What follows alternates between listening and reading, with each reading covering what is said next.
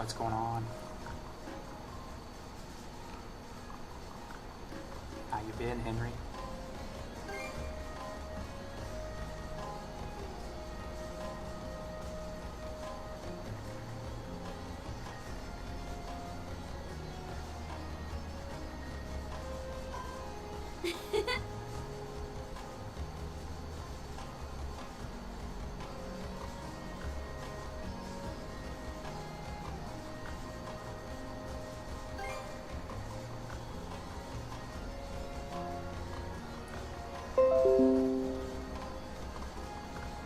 Notifications.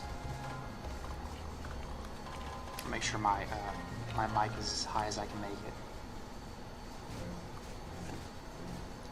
Yeah, that's good. All right. Under circumstances, uh-oh.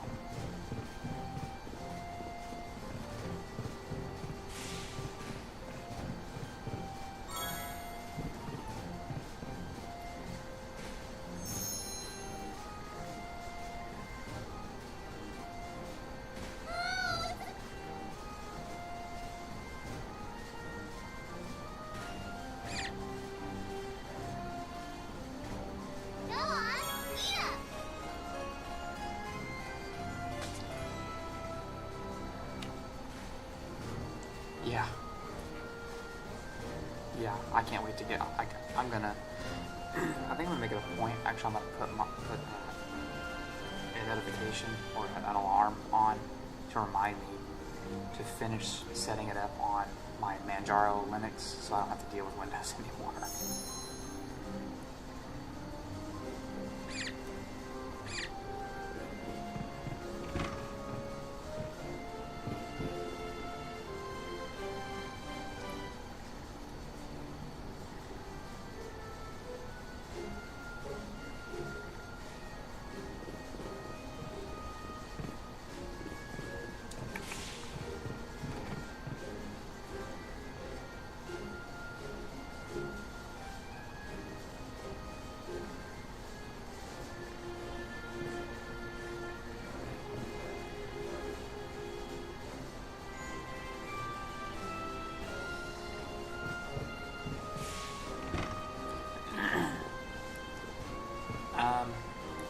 Going from Apple to or Windows to Linux is kind of challenging, probably if you haven't done it before. But you know, you get used to it. It's not that difficult once you're used to it. It's just very different, and I mean, it allows for tons of configuration. So that's the kind of difficult part. So if something breaks, you have less guidance or less automation to actually fix it. So you kind of got to know what's going on. But a lot of enterprise companies, enterprise level companies use Linux, so it's just good to get used to it, even if it's not like your primary one. I'm trying to make it like it used to be my primary one for a while, and I got back into Windows because of work and everything, and so now I'm trying to go back to it because it was just not, I think it was really nice to be able to like configure everything exactly the way I wanted it to be.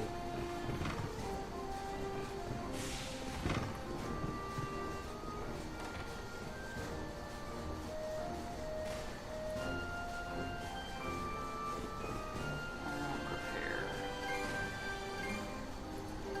Nothing efficient results and runestones.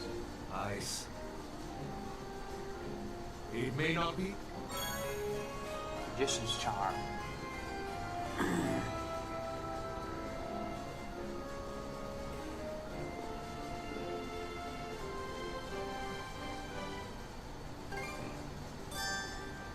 Tinkering with ships? Oh yeah, I want that right now. Great work, everyone! Canon mod. Yeah, I don't think, I don't know why I thought of this just now. Oh, I know why I thought of this, because I was just walking around and I randomly came across my my old copy of Ethical Intuitionism. And so I thought of humor, and then now when I think of humor, I think of Emerson. I don't think he responded to us. He probably won't even watch it. I think that's what he said.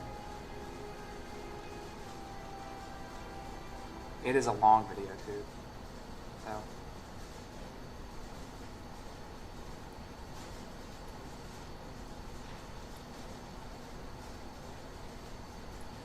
yeah, I'm trying to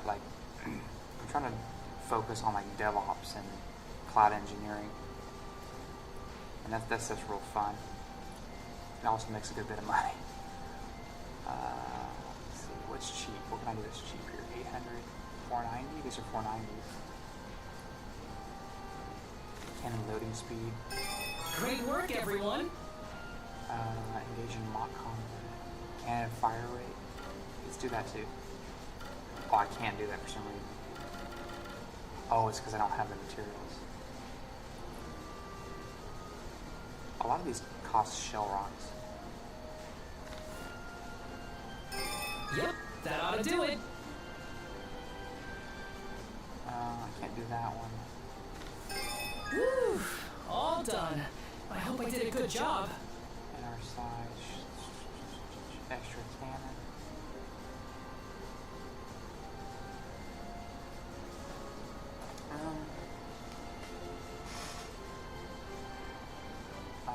I'll need some Okay, now. see. Let's go back here.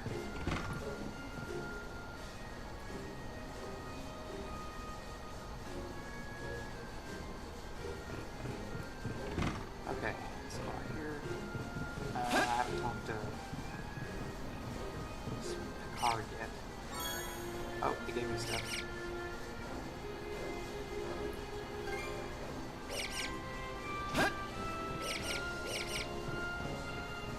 Alright, here.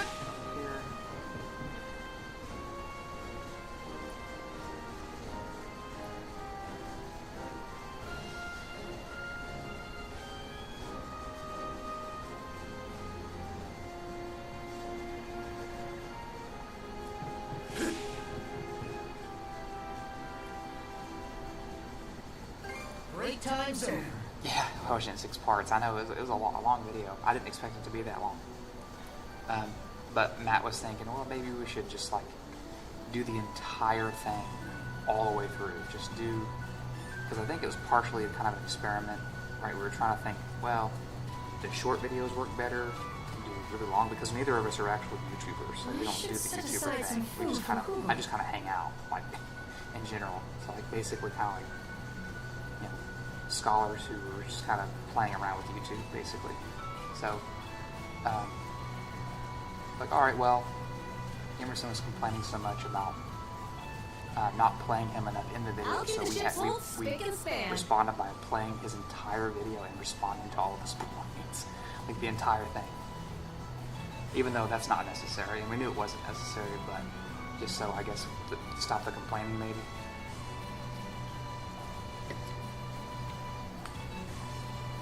Oh yeah, moral philosophy. See, it's funny. Like right now, moral philosophy is like that's still all I do when I do philosophy the majority of the time. It's like moral philosophy and it's like moral psychology and meta ethics are the top two in moral philosophy that I do.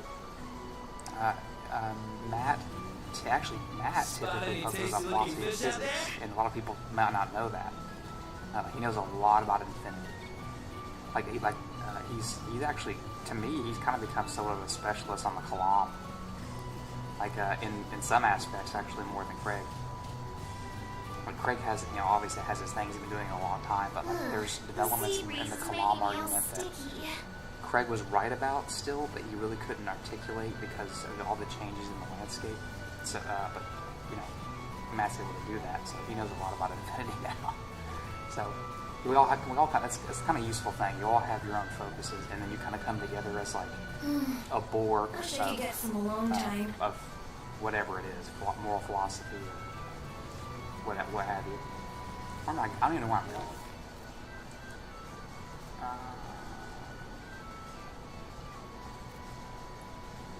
Odd Rock Isle. Oh, I've been there though. Sonoya Basin. I think I was gonna wait to do that, I'm pretty sure. Wait, can I teleport there? I can't. Alright, let's just go there. I bet I could put this ship to good use. Disembark. All right, let's disembark.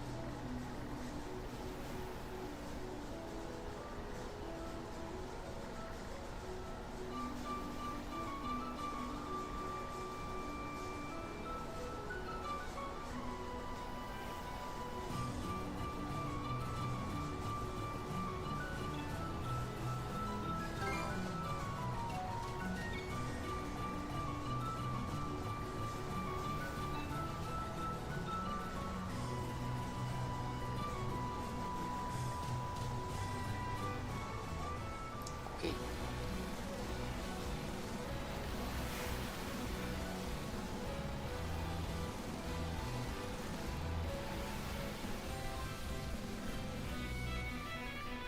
Dang, the music's awesome in these games. These games have such good. Let's catch our breath.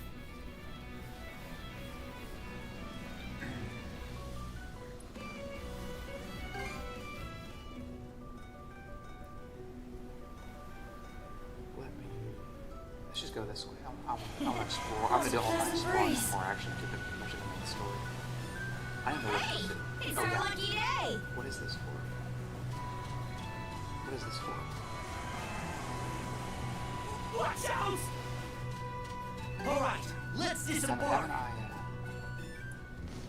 I've been here. I've already done this, haven't I? That's why. That's why it's like that. Okay. Never mind. Continue. Okay. Sounds good. Let's see here.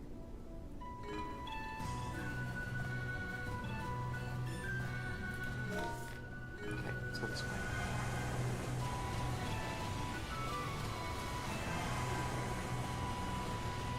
This is a nice find.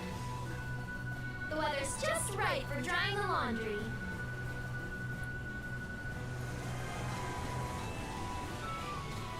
Well, isn't this nice?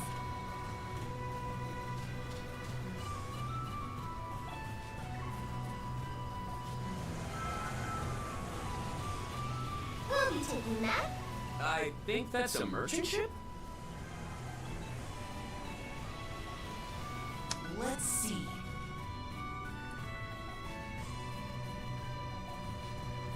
Oh yeah, Ryder? Heck yeah.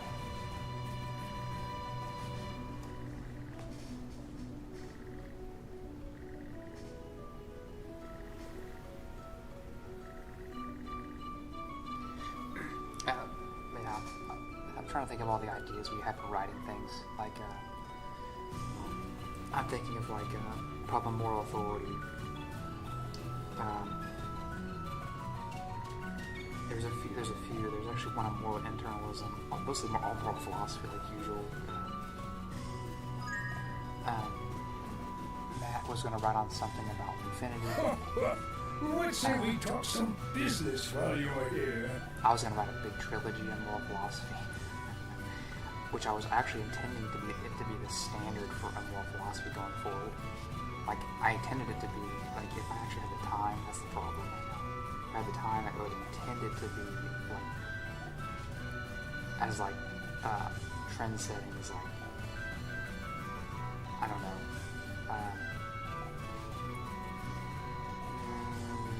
maybe G.E. Moore's work in moral philosophy. Actually, could be that today. Hidden treasure chart B. What's the? Oh my gosh.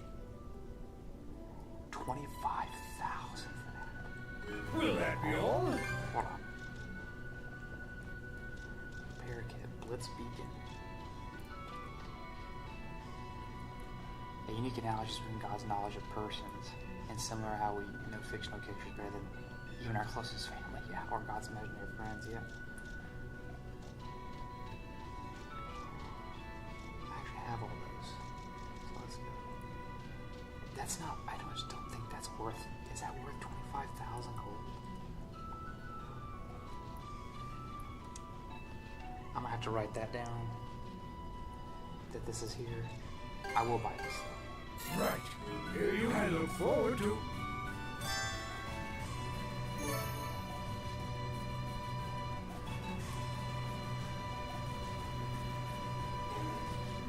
Hey, take the helm for me. It says there's a quest that I can do. I don't. Oh, here.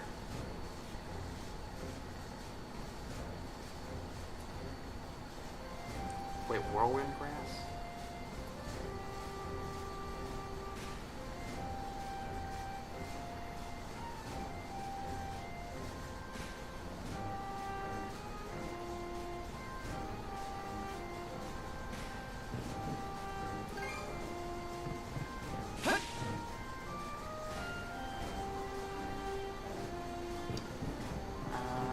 Well, I thought.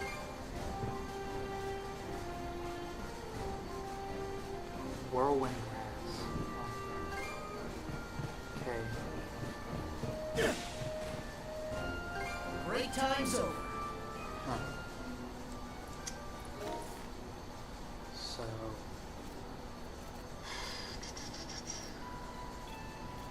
So there's something there.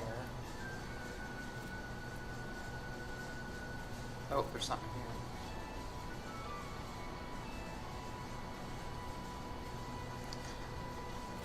I know it's there.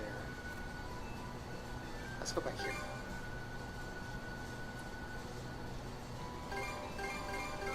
All right, let's go.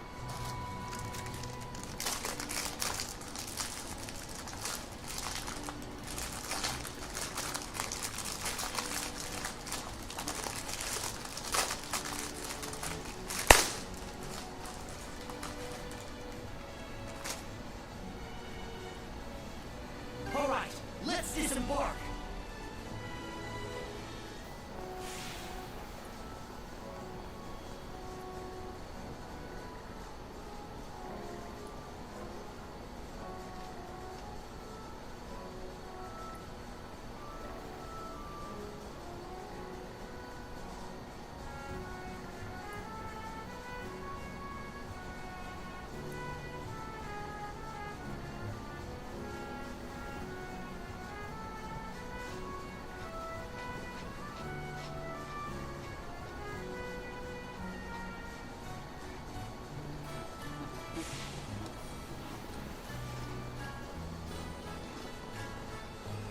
What can I get you, comeback suit?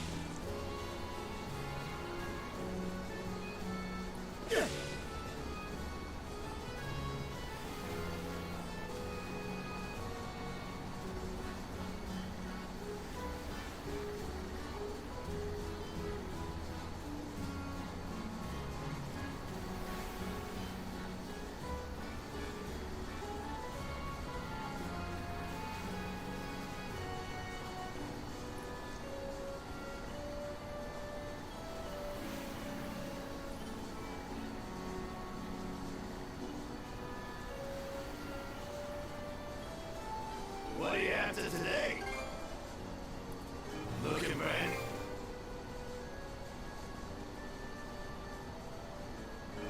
Knock 'em.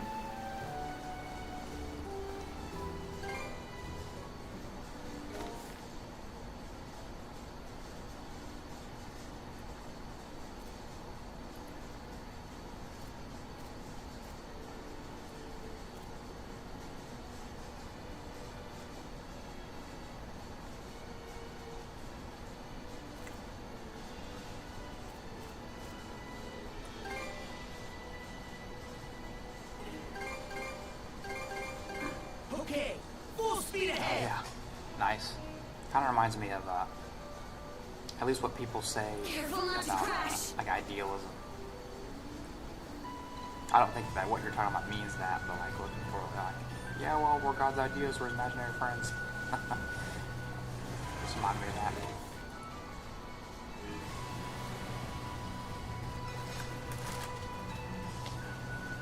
Basking under the sun feels wonderful.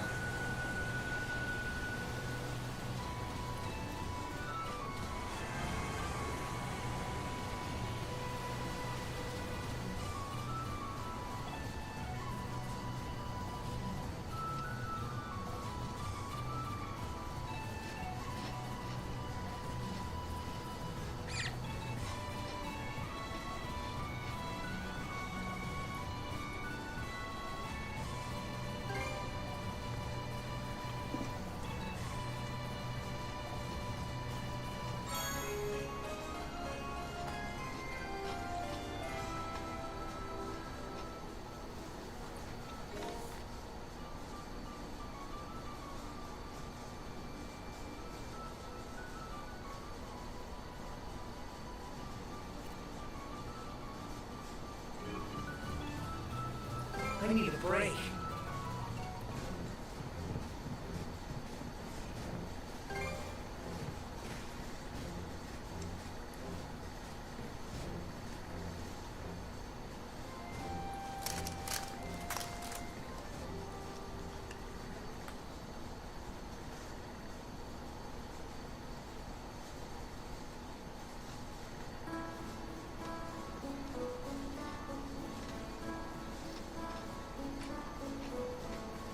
So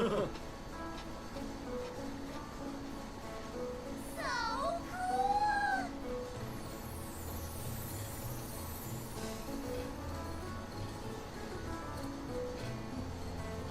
Yeah.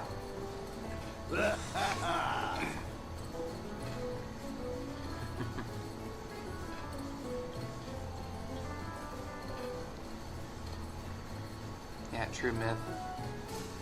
Somewhat of mytho-history.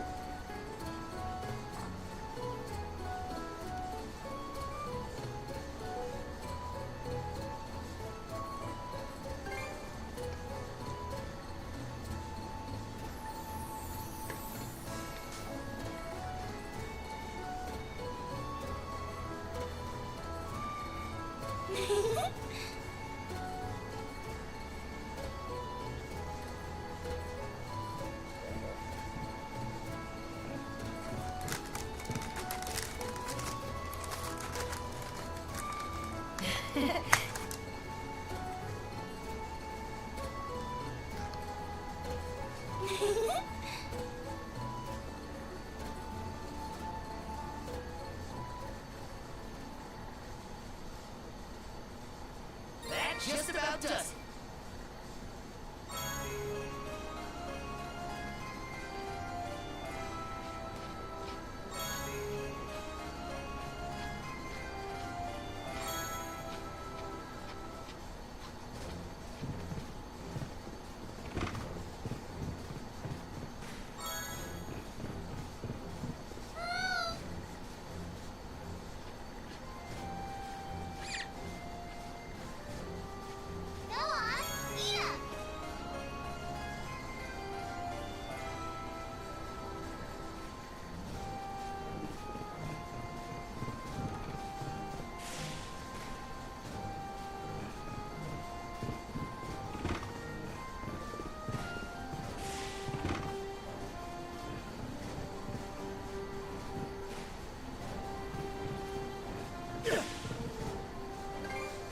time's over.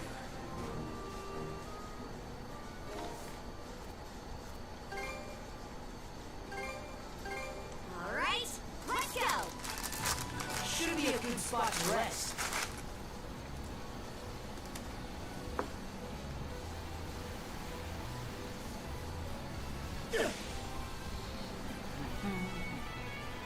I bet we can catch something here.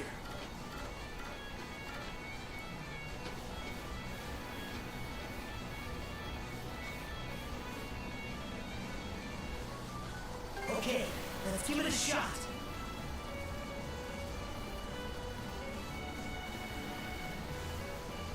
Huh? Right. Looking good.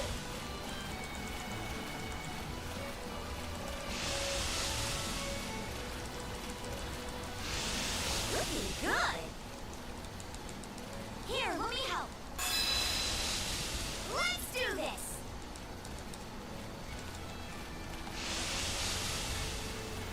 Ready and...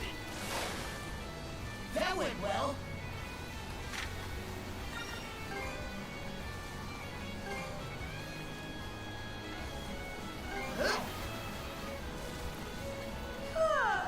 Waiting's the worst part. Right.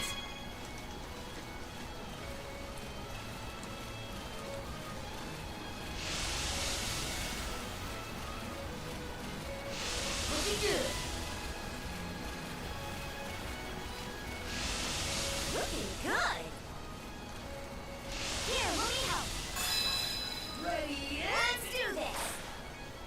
Yeah, I hooked Looking one. good.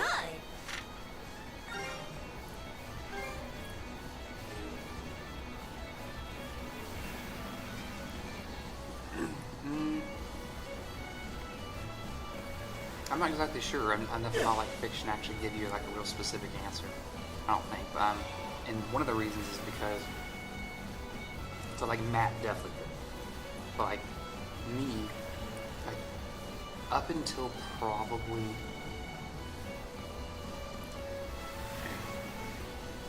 maybe the latter half of college, probably like maybe 2013, I really did not care about fiction at all. Like I was completely like, I don't ever want to read fiction at all. I just want to read nonfiction. And the only way we could get me into fiction was really just like movies and shows and stuff like that. But I eventually like built more of an appreciation for it because it's actually way harder to relate to people if you don't get into fiction. I'm so much less likely to read it, but I read a lot more now than I used to. Right, so it took me forever to read like Crime and Punishment. I was like, why would I read this? It's not nonfiction. So like I only read nonfiction. So it took me forever to read that.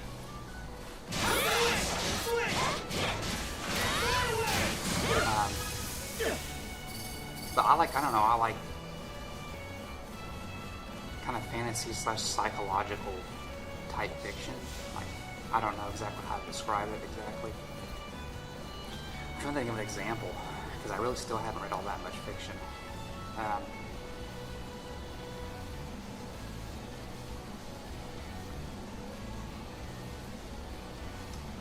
I mean, I like a lot of Dostoevsky's stuff in general. I don't know really. What's going on, Copy Smug? You got a crown? everybody getting crowns. Oh, I forgot to look at something on here. 100% on Brave is 100% on Lightning Saber, so Flame Shot and Swords. Those two. Ooh.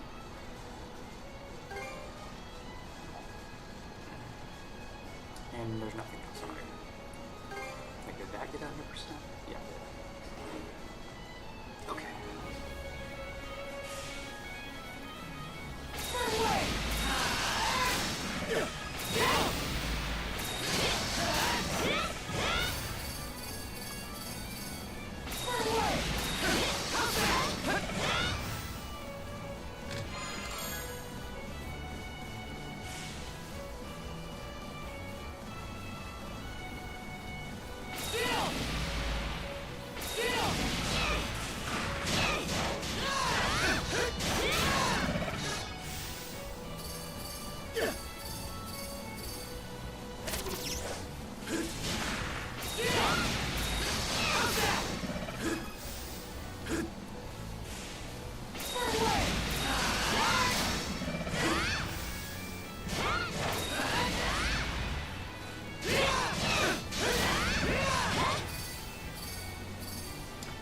remember to keep using. There we go. I have this eye thing that lets me see hidden things.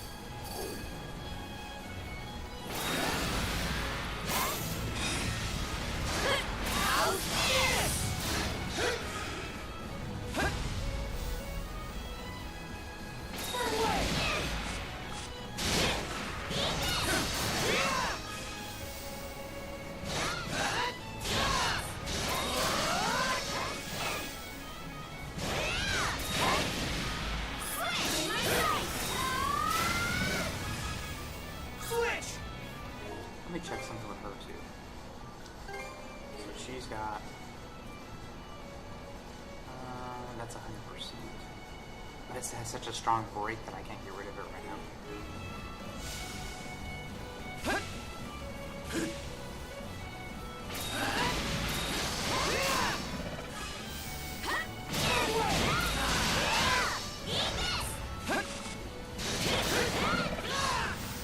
Yeah, what's going on, Copy Smug?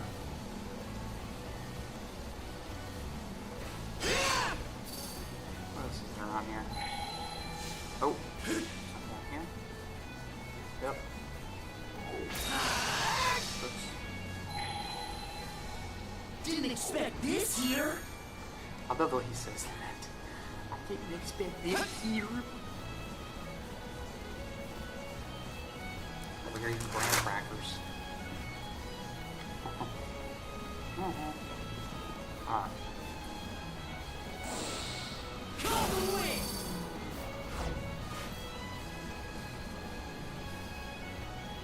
Okay, let's give it a shot. Huh? Gotta fight.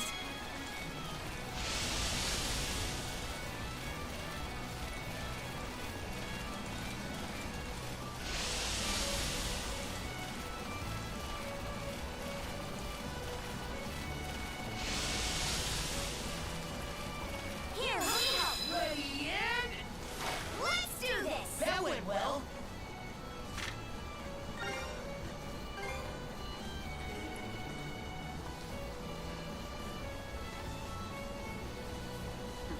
Just chilling. Sure. That's the way I'll be able to focus with this game. But fire. Those logs look like they'll give out the moment we step on them. Wish there were another way to cross over. But let's just leave it for later.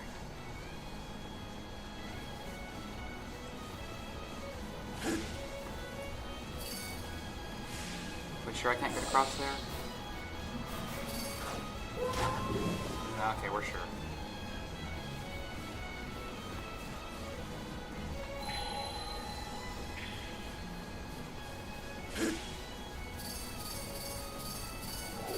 I gotta write these locations down.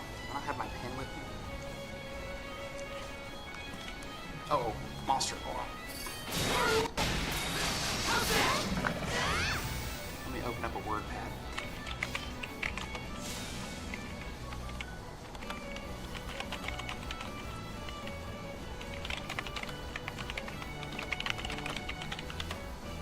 And then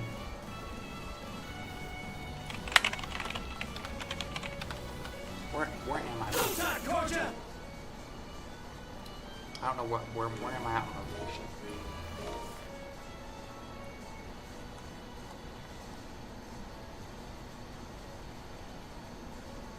Elmer Village.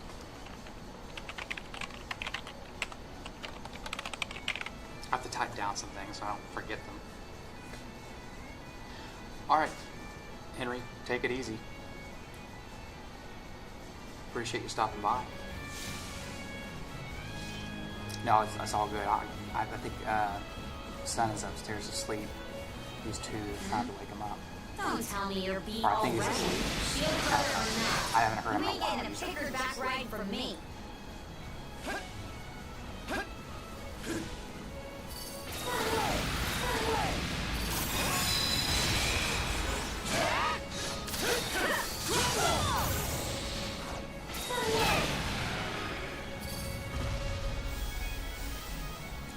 but I think that moral Platonists and divine command theory folk are referring to the same entity when they talk about the good. Very unlikely. Very unlikely that they're referring to the same thing. Or hell, actually, you know what? Let me rephrase that. A rare find! Because this talks about is about theories of reference, right? So, I guess it would depend. Right? So, you can disagree on what the properties of the referent while still, having the same referent. When I think about, so it might be more useful to talk about concepts. So do we have the same concept of the good? And the answer is no, we do not. Though we might have the same reference. So more Platonists might go around saying, well, I think the good has properties. So the good being an abstract object also has properties, and they start to describe what the thing has, the properties the thing has. And so they just describe it, and what they describe might be very similar to what a divine command theorist might describe. So they actually might have the same referent. It's just they have different concepts of the referent. So my answer would be depends. It would depend, because I think that's what all of the recent hubbub about. Do Muslims and Christians worship the same God? Well, the referent is the same, but the concept is very different. They don't have even the same essential properties. The referent, at least. Or, sorry, the concept, not the referent.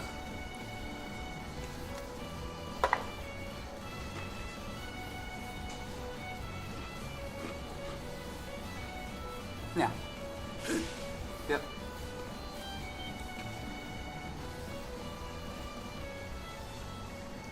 Oh man, all the monsters took over the entire town.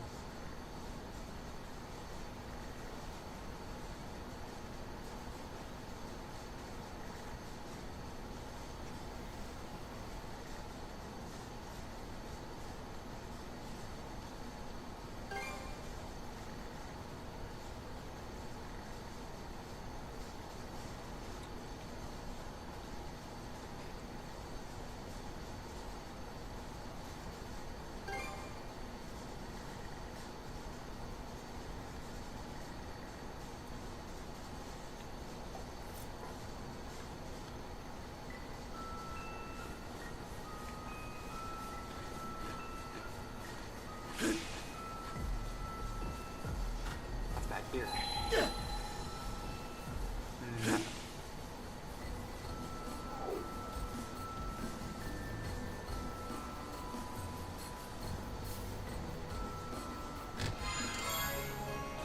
A rune tablet? Oh, it enhances mana sense. Wow.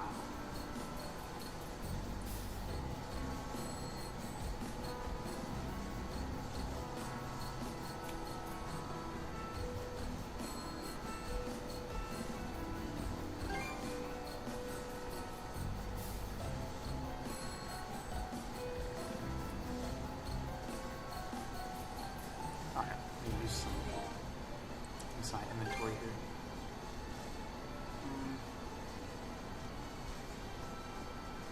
Oh, it's a skill. Blade dance.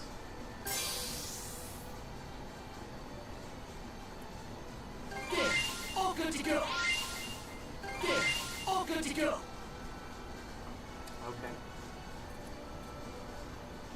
I can't use some of it. Fine. That's alright. There we go.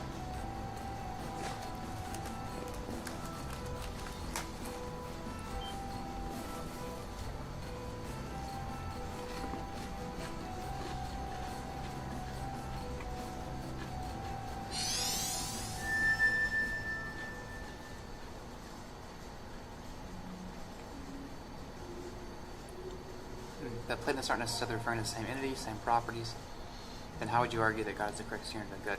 Well, I do so by, even if we aren't, and say that we had equal justification for saying that one is the standard of good, like, so they say it's the abstract object good, and I say it's God, right?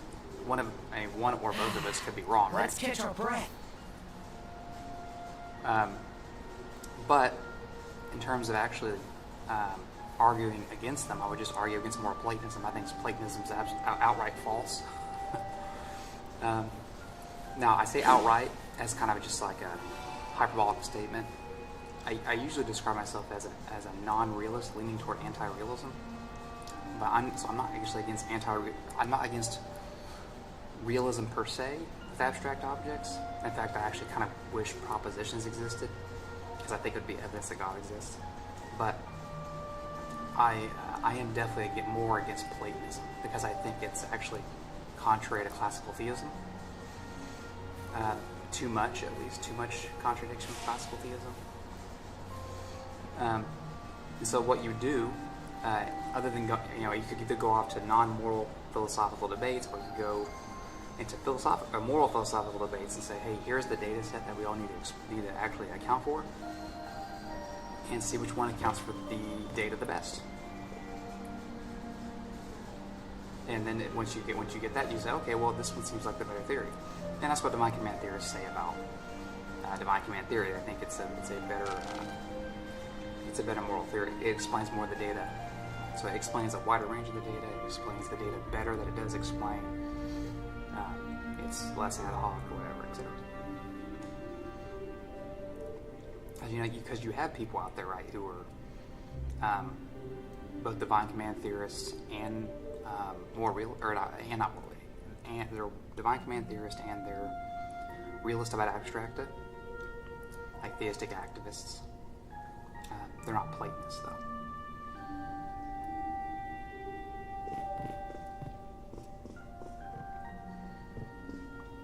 Wrong in the sense of just inaccurate.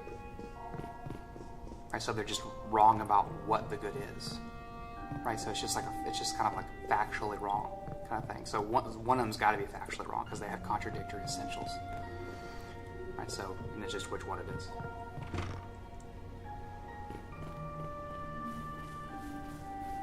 Do I want to go down there? I'll go this way.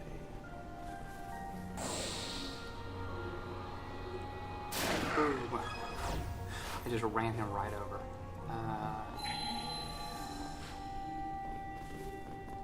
Examine that. Come on. Oh, because there's monsters.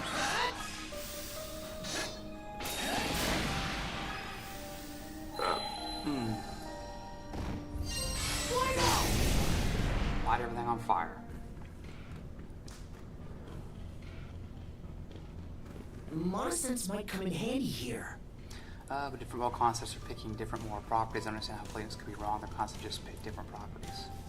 Well, so they would be wrong in the sense of saying they are moral properties. Right. So, I mean, it just depends on, it's like, going to be on a case-by-case basis.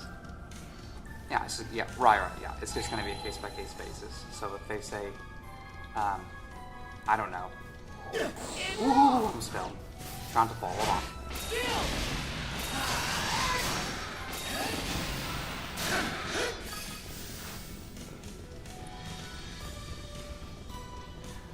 So just give kind of a case in point. This is actually not what Platonists do, but there are meta-ethical theories out there, such as, say, moral relativism, which I would say borderline should be called a meta-ethical theory, seeing as how their concepts don't pick out moral concepts. That's why moral relativism is considered a form of anti-realism, because it doesn't pick out moral concepts, period. Around here. Now, are Platonists that bad? No, I don't think they're that bad. I think what they do is they divorce the properties from the reality behind the properties. Right, so to me, that's like the biggest problem, probably. So, for example, they have the abstract objects out there like virtue, justice, goodness, and all these things. And they're presumably, I've not heard one say this, but they'd have to have one also for authority, and they don't have that. So far as I can tell, but if I were a Platonist, I would say, hey, there's also the property of authoritativeness behind other moral concepts or something. And the problem is, non-conscious things don't tend to have any authority over anybody, right? So we get into the problem of authority, and again, it's just going to end up coming back to the data, right? So you go to the data, which one describes the data the best?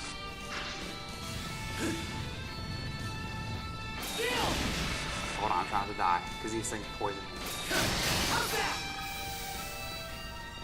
Dude, those things are really annoying. They just kind of fly around. Oh, I need to go this way. I went the wrong way. That's what happens when I do philosophy. I go the wrong way here. Yeah, it's kind of hard to. Do I want to go this way? Yeah, it's kind of hard. It's just, especially since I have to get really close or really be really loud. Either one. Let me check one thing. One second. I'll be gonna make this louder.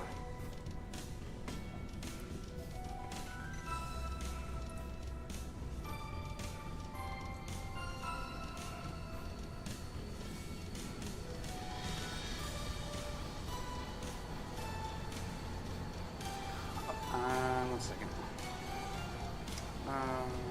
Check.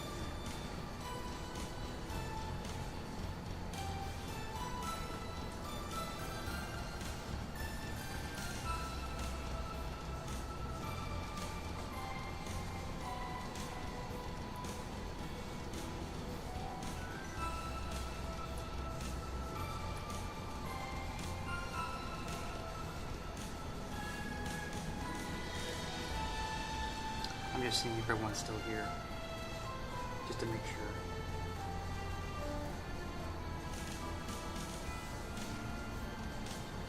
Man, this is taking forever to load.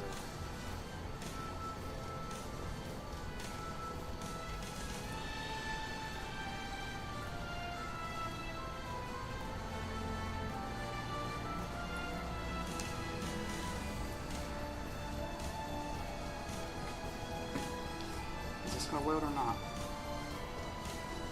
Alright, I'm just going to get close to the mic. So here.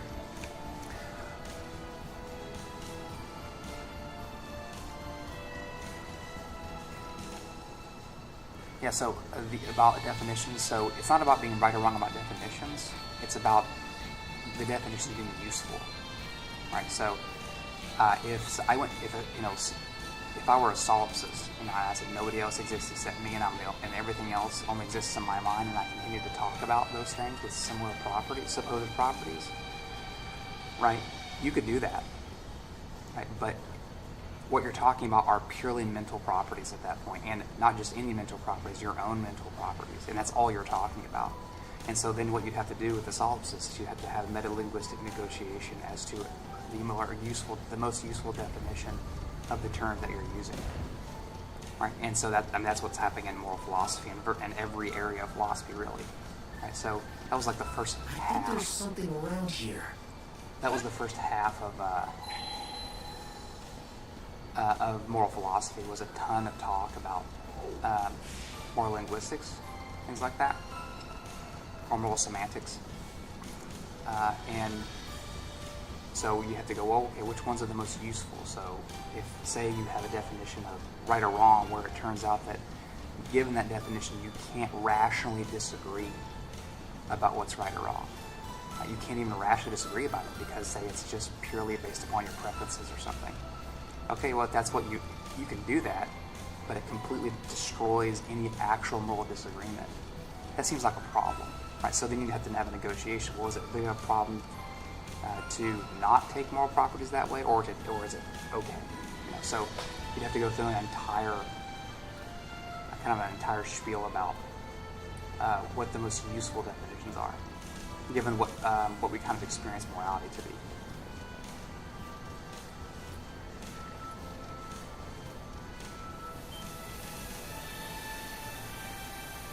Oh, the druid's monocle begins to glow alongside the moon tablet. Yeah, it's sort of like an abductive idea. And then it depends again. So like when it comes to the best theory, we tend to be talking about abductive approaches. Although abductive and deductive don't need to contradict, right? So you can have abductive approaches to premises and deductive arguments, and that's okay. And when it comes to semantic, say, we call them semantic castles, where you have an entire semantical theory built around the way you talk about things. You just have to have a negotiation as to which one's the most useful, right, in terms of what we understand something to be and whatever it is. It can be anything. It doesn't have to be morality. It could be the external world, right? So.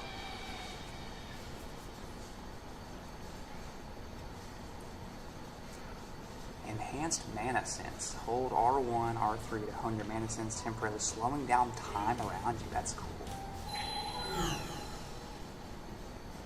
Wow. I can slow down time now, huh? That's cool. Mana sense might come in handy here. What does he mean? Let's catch our Oh, breath. there it is. Found something!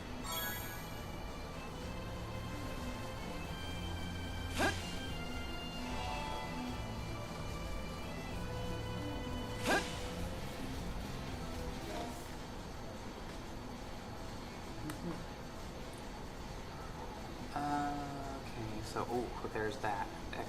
X marks the spot, huh?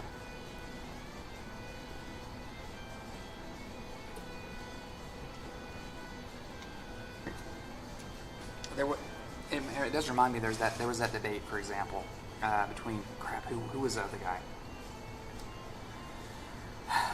It was Will Lane Craig and I'm forgetting. It's been too long. Anyway, the guy was trying to say, well, what you're describing really is a computer. You remember that video at all? Like, it's pretty popular. And he said no, the computer takes time to work. I said, no, not this computer. It's a special computer. And anytime Craig actually brought up a property of God, he just kept saying, nope, it has that too. And all he was doing was using a different label for God at that point. And he was just calling it a computer. Now, what do you think would happen if he went around and just said computer and he didn't say God? He'd confuse the hell out of people. People wouldn't have any idea what he's talking about. Like, the reason Craig did is because he's a philosopher and he could kind of communicate it to people, right? But if he went around just saying, well, I have a personal relationship with the computer, like, people are going to be like, what is wrong with you? Now, you could do that. Imagine you actually went to everybody and you convinced them that, oh yeah, actually what people are worshiping is the computer. And by the computer, everybody just meant God, and it has the same properties and everything. Okay, that it might be more useful then. But man, that's a tall order. That's really hard to do. It's not to say you can't do it. You can. I mean, it'd just be very, very difficult. It might take literally decades or hundreds of years. Who knows? So, just something reminded me of that I thought was all really funny. It's been a long time.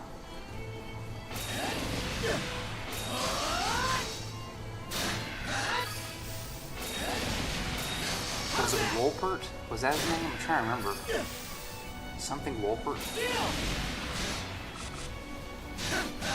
How's that?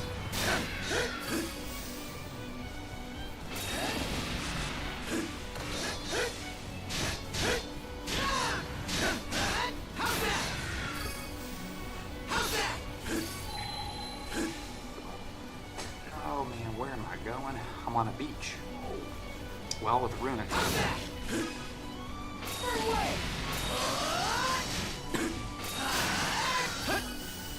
I'm just trying to level up these skills. The more you use these skills, the more they level up. And so it's kind of... that's actually like what it was in Final Fantasy 2.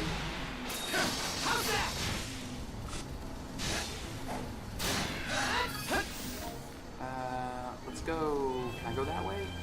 Ooh, I can. I can go around this way.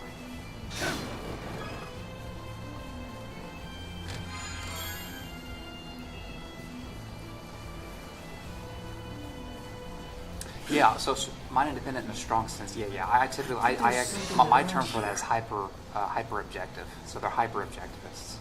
Yeah, and yeah, if you are a moral Platonist, then it being impersonal. Yes, that is true. That is the best explanation. If you are a moral Platonist, and so if moral Platonism, then morality is impersonal, right? And so I just deny the latter. I saw their modus ponens is my modus tollens. So, where am I going? Oops. Can I shoot him from here?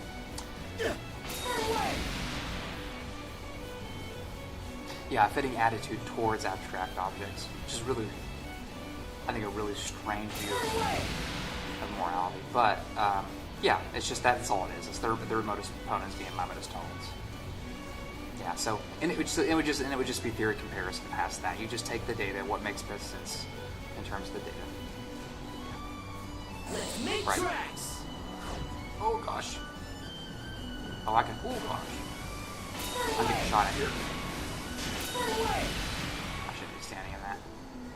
Run away. Deal.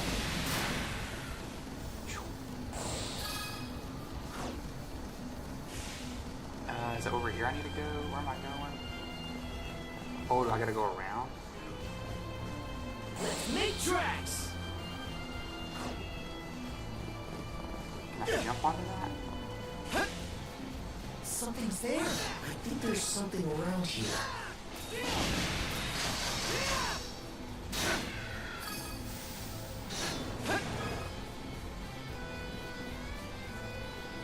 Run away. And wrong. Oh crap. Run away. What?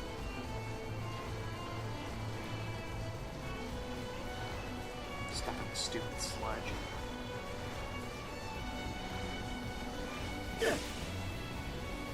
I think there's something around here. Oh, I see. I see how this is going. Alright, give me one moment. Yeah. Run away. Just jumped right off it. Call the wind. Oh my Coming through.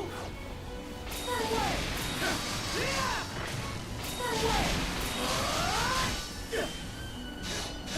How's that? Let's just get this one over here first. Deal.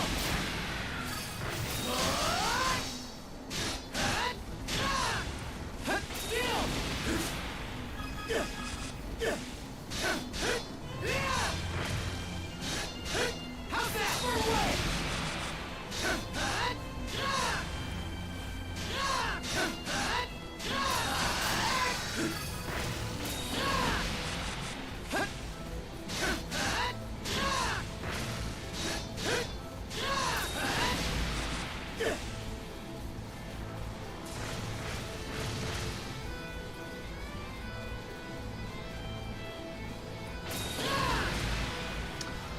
Hot take, but if Platonist can't be Platonist can't be explained. So Platonism, right? So Platonism abducted by DCT, or the other way around. Does that imply relativism rather than saying it's a moral standard? Holy cow!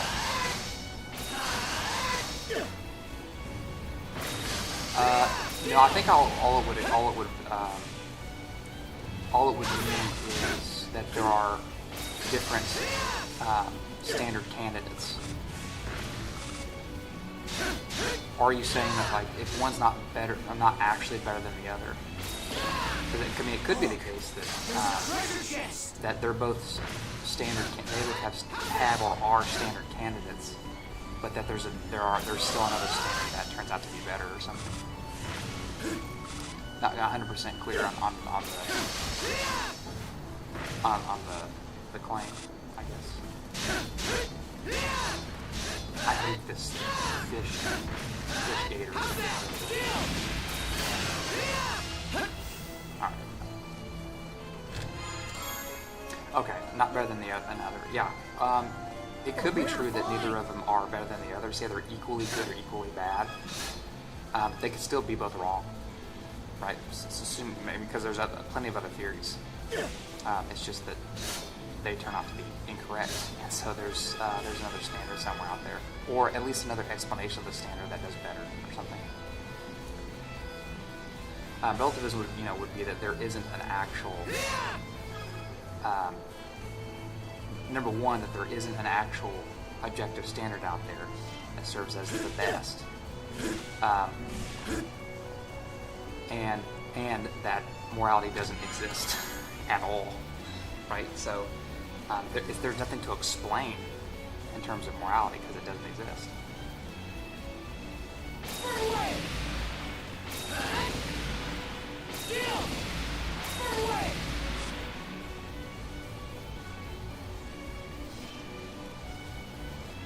Where am I going?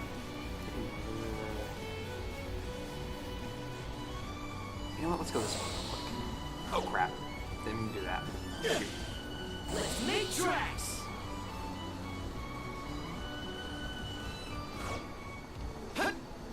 Yeah, I didn't make it. Of course I didn't.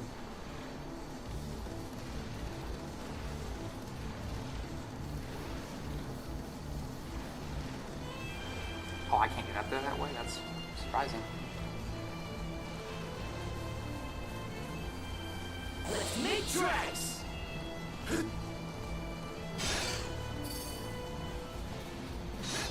Yeah, so that's the thing. That's what they'll claim, but there's a reason that most of them are considered anti-realists. Because, and I can actually explain this pretty well. So, yeah, relative to culture, relative to individuals, relative to appraisals or standards, personal standards, things like that. But there's a reason that they're considered anti-realists about morality. And just to be an anti-realist about morality just is to deny that morality is a thing. And I can explain this with analogy. Actually, two things. First thing is a question, right? Can you think of any realism where the person can say the same things that relativists do about morality and not be considered anti-realists? Right? And you can mull it over that question over whenever you like, but my answer is no. I cannot think of another one. Right? So the second thing is let's just pick one. So let's pick the external world realism. Can you say that the external world is in your head and still be considered an external world realist? No, you can't. By virtually any metaphysician or metaphysicist on the face of the planet. That's because they're not realists. Like, they're just not. Like, that's just not. It just denies one of the essentials of being a realist, which is to say that, hey, it's actually something that exists objectively outside your own head. The subjective-objective distinction was really made for philosophers and not really for people, or say non-philosophers. Because a lot of philosophers, analytic philosophers, they like making all these distinctions.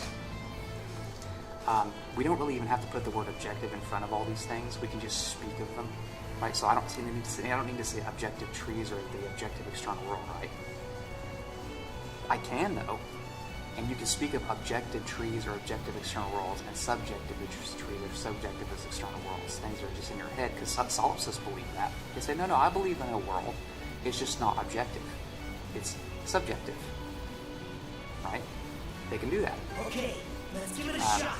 It's just that they're not considered realists when they do. Right? Same thing for, I think, relativists more in meta-ethics. So. Right. Oh, this is a fish.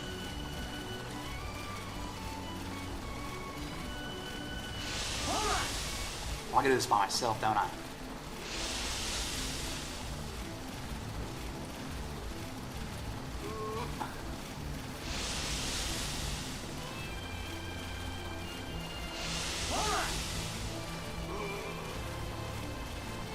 Ready, and Got it. that's it, huh? I mean, do my moral properties exist and they are objective in that sense? Yeah, it was right, and theistic activists believe that kind of thing. Yeah, but they wouldn't be Platonists, because they would still rely on God, right? Platonism excludes God as a causal requirement for abstract objects. Yeah, part of reality, right? Let me go. Can I go this way? Oh gosh! Oh, dang it!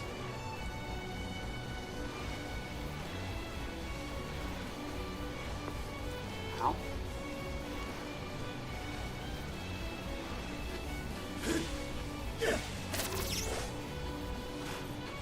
Oh, I forgot. I didn't jump. Once again. All right. I'm just gonna focus just for a second to get over to that stupid area that I'm trying to get over to.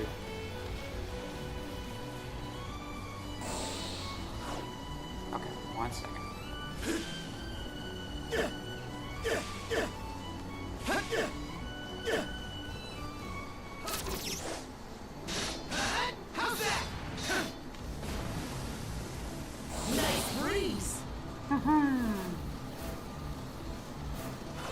Alright.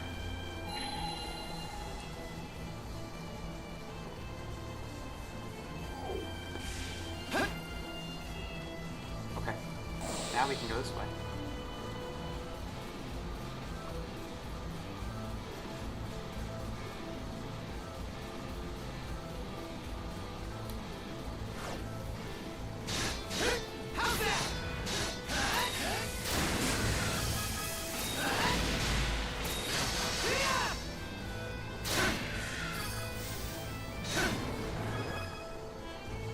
Oh boy.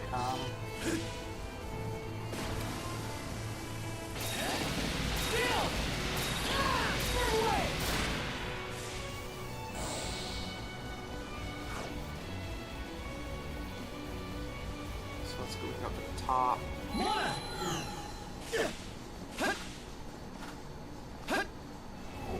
Oh. Okay, that doesn't last as long as I thought it did.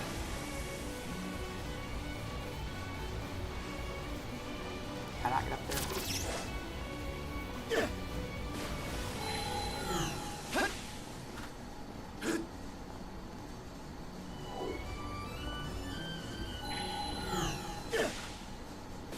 Oh, it didn't jump, man. Here goes!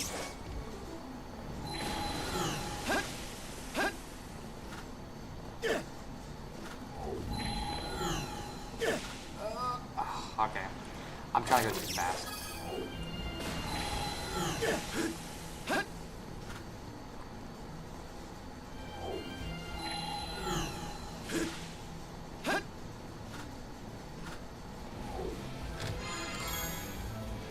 Looks Oh, valuable. experience plus 1,000. Where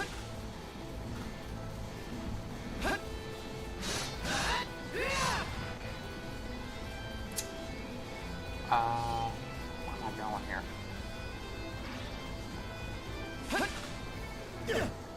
Let's make tracks. Let's go. I don't know where I'm going. I'm just gonna go right here for now.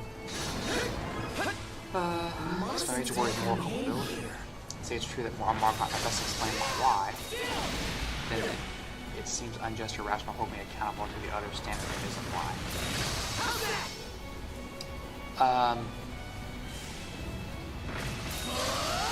So, well, I don't know. It just seems like, it's, as long as they're sufficiently similar. So, like, you know, if you have two standards that are completely inverse, let's say, then it just depends on reason. Accessibility, I suppose. Moral accessibility. That's why I have the moral accessibility principle in my theory, which is that if you have sufficient access to the moral realm, then you have sufficient access to what you ought to do. And so someone else could hold you to a different standard that turns out to be incorrect, and they would just be wrong to do so. Like, so, for example, like if you go to, like, you know, Jews or religious Jews or Christians or what have you, you know, they'll say, well, the standard is this, and you should be following this. Well, okay, well, what do you mean by that? Do you mean I should be, right now, say not knowing that God exists, I should be following God? Or are you saying that there are some things that are right or wrong that God's commanded me to do that I don't know that He's commanded me to do that I should follow, or something like that? Exactly what's the claim, right? So, and the divine command theorist claim is every moral accessibility. The claim is that what moral obligations are really are divine commands, and everyone has access to them. And if you don't follow them, you're culpable for following them, even if you don't know their commands. You know their obligations, right? And so it's just part of the principle. You have to have sufficient moral or access to the moral realm in order to be considered culpable for violating it. So yeah, I talk a lot about that, and like that and psychopaths. Right? Do psychopaths have the same kind of access, sufficient access to the moral realm? Well, dang, I'm out of bait. This way?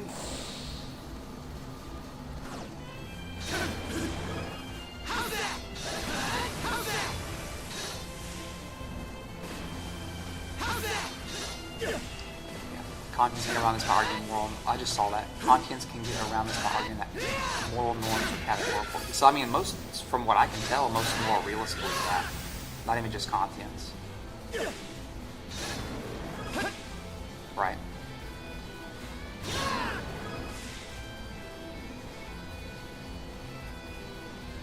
Jump. I guess we'll use this. Oh man, my jump sometimes doesn't go. If I land and try to push the jump immediately, it doesn't work. Oh, hello. That's fun. I got Twitch chats and YouTube chats going on at the same time. What's the swords I see near the water sticking out of the ground? So those are just, I think those are just for, they're tethers for my mana stream right here.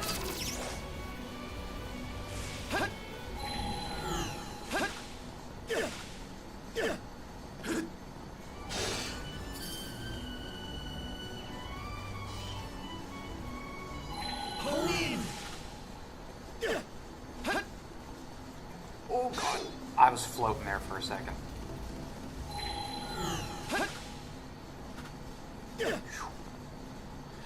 Yeah, but I mean categorical reasons, specifically not just categorical commands like do X, do Y.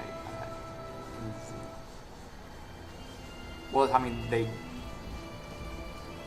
I think they would be categorical. To be categorical in the exact same, well, not exact same, but pretty close kind of thing. I mean, that's what they are the same thing as. So they supply you with overriding reasons.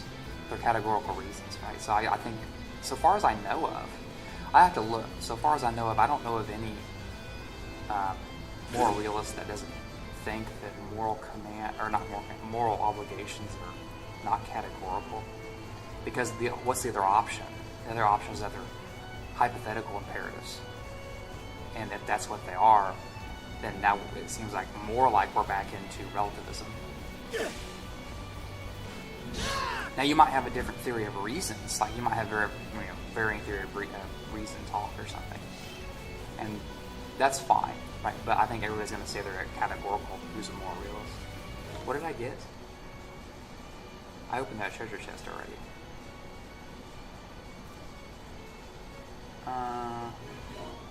Oh, it says open here.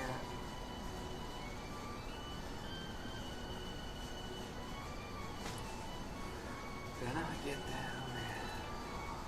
Oh. Let's go back. Yeah. I have externalists would say I have external reasons to be moral whether I want to or not. Yeah. But I can't make any sense of externalism. I can't either. I'm not an externalist, yeah. I'm an internalist. Yeah. In fact, it's kind of funny, like, C. Stephen Evans, right? I think I've said this to you before, or I might not have. Evans is a divine command theorist as much as any other, but he's an externalist, a moral externalist, and I just don't agree. I just do not agree. Sheriff Landau is also an externalist, and I just don't agree. Like I'm definitely a moral internalist, right? And I would have the same worry as you there against the externalists, which is that externalism just seems to get rid of the moral accessibility principle. You don't even need to have access at all to the moral realm to violate moral commands or moral obligations, depending on which way you go. And that just seems ridiculous to me. That just doesn't make any sense. So, in other words, they just get rid of culpability. Whether or not you're culpable for violating moral obligations doesn't really seem to matter in terms of violating moral obligations. Right? So, in the medieval era, this actually was the difference between material and formal moral obligations. Formal moral obligations actually was like obligations that you had and you were culpable for violating. Material moral obligations weren't like that. You could quote unquote violate them and not be blameworthy for doing so at all, and that just seems ridiculous to me. Yeah, so yeah, it does. No, I bring that exact point up in my paper that I published for talking about this. Yeah, no, I agree. Yeah, I agree with that. Yeah. Can I teleport there? Okay, let's go.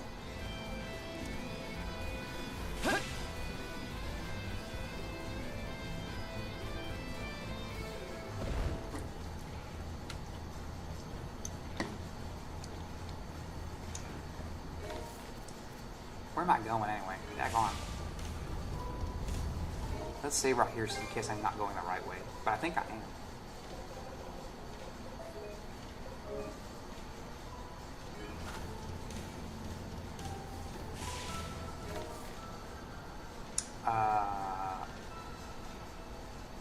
Let's go this way, I guess. Can I go this way?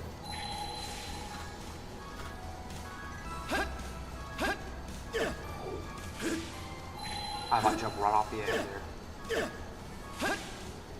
Good night.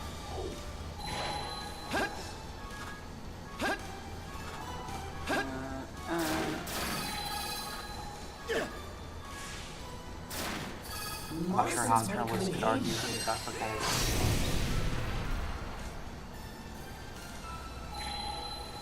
Didn't expect this here. Yeah, well, so, well, the two options are internalism or externalism, and if externalism is wrong, then we have all that's left is internalism. But as for like a kind of looks like a basic explanation for memory, it would be more like it's not that they deny categorical norms at all. It's just that it's about one's access to them, right? So if you have sufficient access to the moral realm, then you just have those categorical norms, right? Because norms imply something that's you ought to do or ought not do, right? And the only way you have those kinds of things is if you have a sufficient access to the moral realm at all. Like maybe if you're a psychopath, a really high-level psychopath, like you say you score 40 out of 40 on the scale of psychopathy, maybe they don't. Right? Maybe they don't have any norms, or say maybe moral norms, or maybe they have some norms and not other norms. Right? So it's kind of hard to have categorical norms if you don't have any norms at all. Right? So it's just when do they apply? Right? Maybe not whether they're there or for everyone. When they apply for specific people, not when do they apply for anyone or something like that. I don't know where I'm going. There. Oh yes, I do.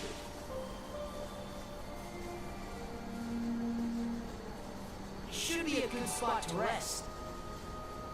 I gotta go. Oh wait, over here. Here we go.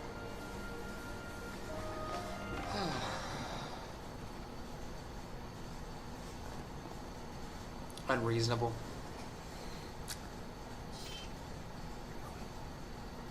Yeah, and willing and non-moral maximum.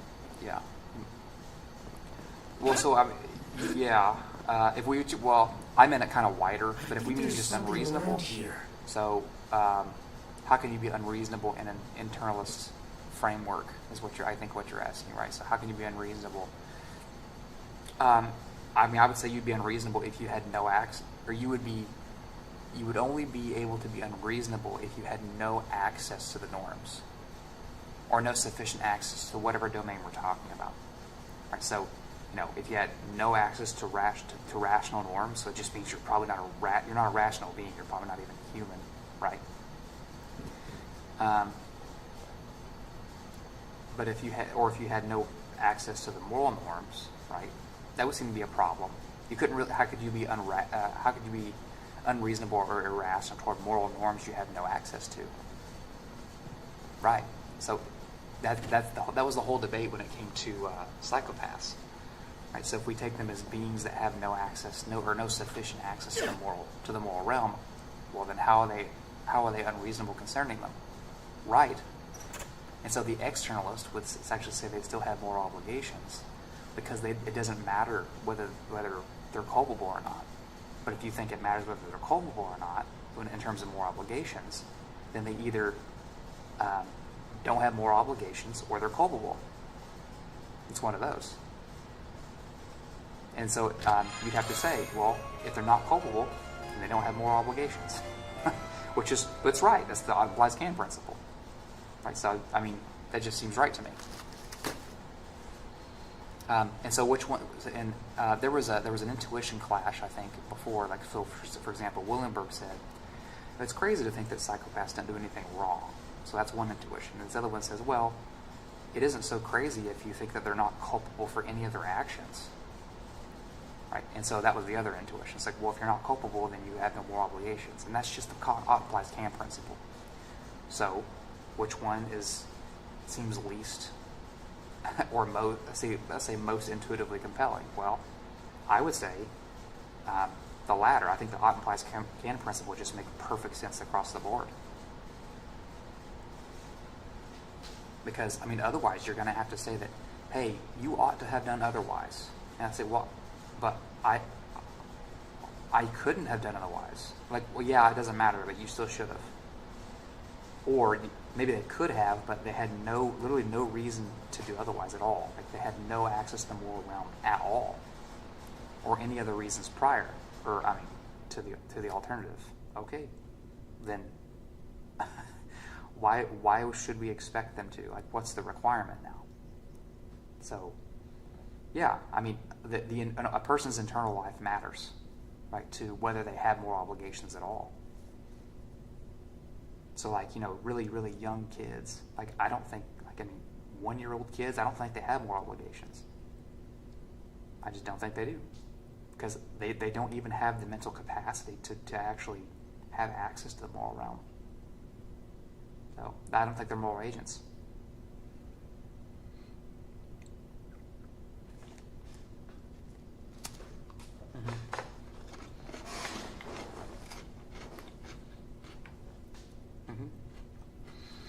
Yeah, so that's part of the debate.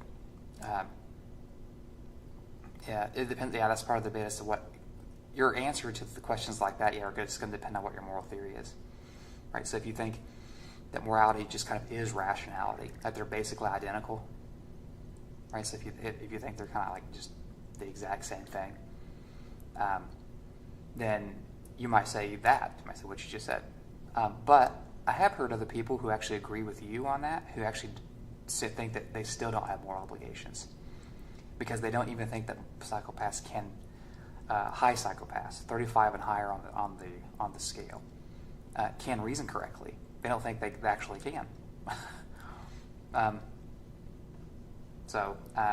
that's what they say. Like, I think they can reason correctly, at least to an extent, and then they kind of go off the rails when it comes to empathy and affective capacities, and etc.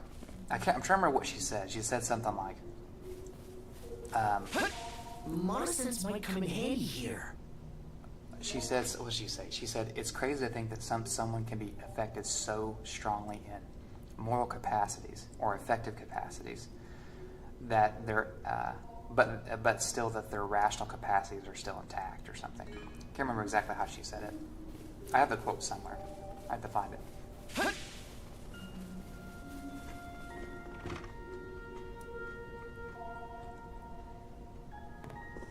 It's a fun debate, yeah. Yeah, that there are more agents, yeah. So like psychopaths, yeah.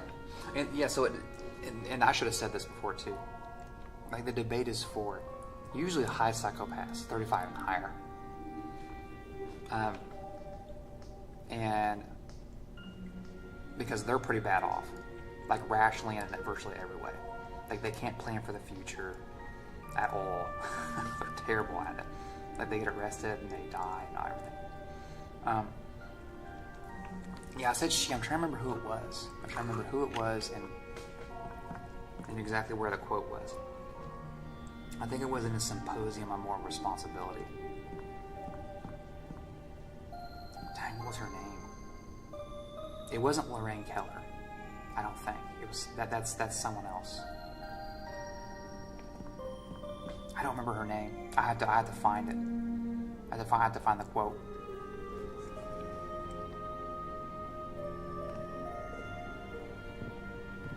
Oh, Adol, you're back again. Well, let me mute Good since old some sorry voices are coming I back. wasn't in earlier. The weather was just so nice today. I thought I'd head to the backside of the island and catch up on some fishing. I reeled in a big one while I was out there, too. In fact, let me treat you to a meal.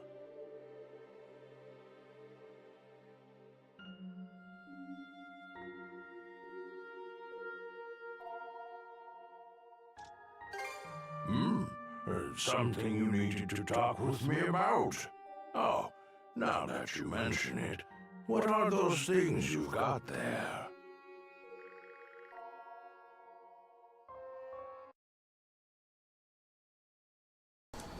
Yeah, no kidding. It definitely does get muddy if your cognitive capacities are limited. Yeah.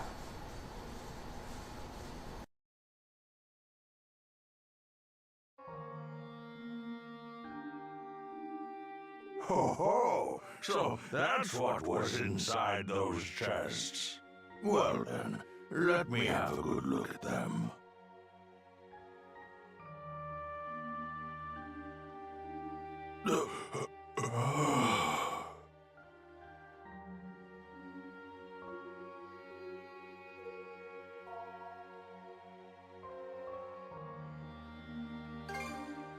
No, it's nothing. How could I have forgotten something so important? Thank you, Adol. I was only able to remember what I've been waiting here for. Because of you. I shall tell you of it when the time is right.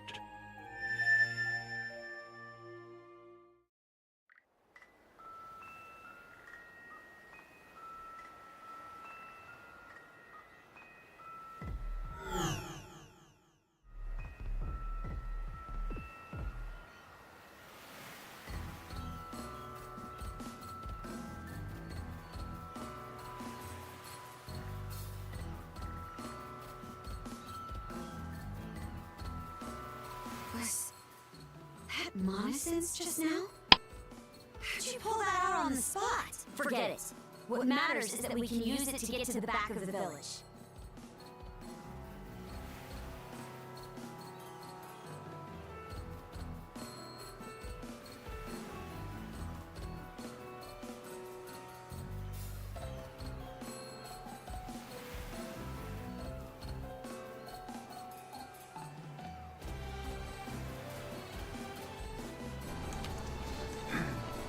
I went ahead and posted in the chat for you. No problem.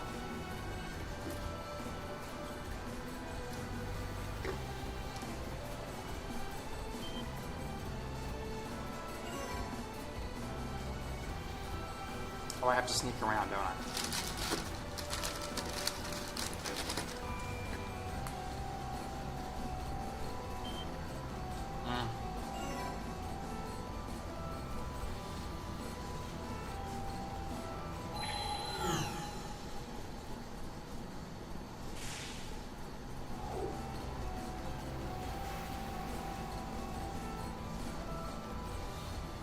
Hone in!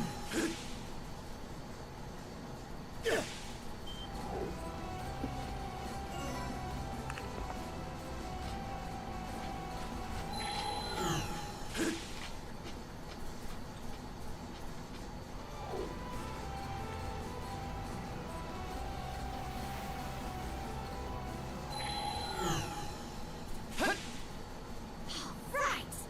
Let's keep it up!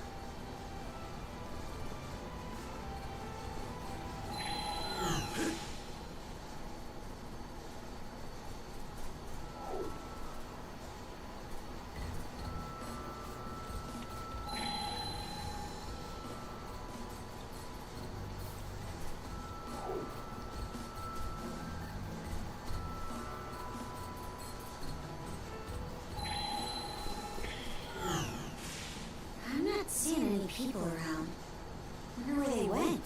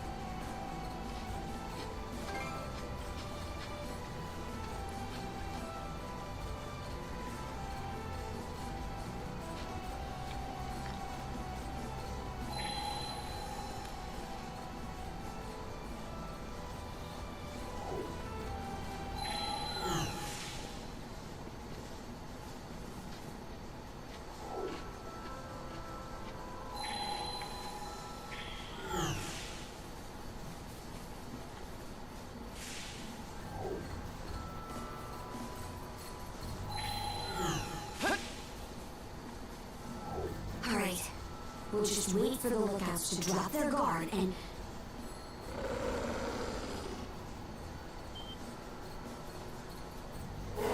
Damn it!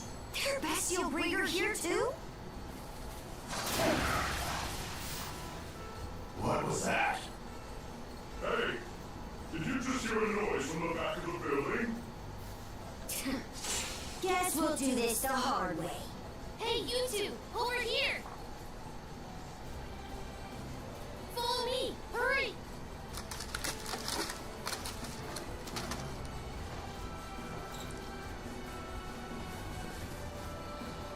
Yeah, there's nobody here.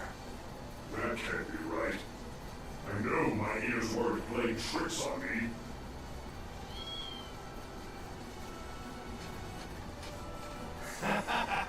Maybe this little one's our intruder. Oh, is that it? Man, it really had me spooked. Hey there, pal. You want some fish?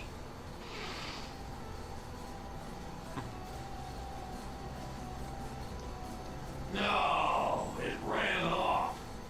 Hey, got any ideas on how I can get the little buzzball to warm up to me? Don't be a fool. We need to get back to our post. Any more gaffes like that, there's no telling what kind of punishment Lady Earth will have for us.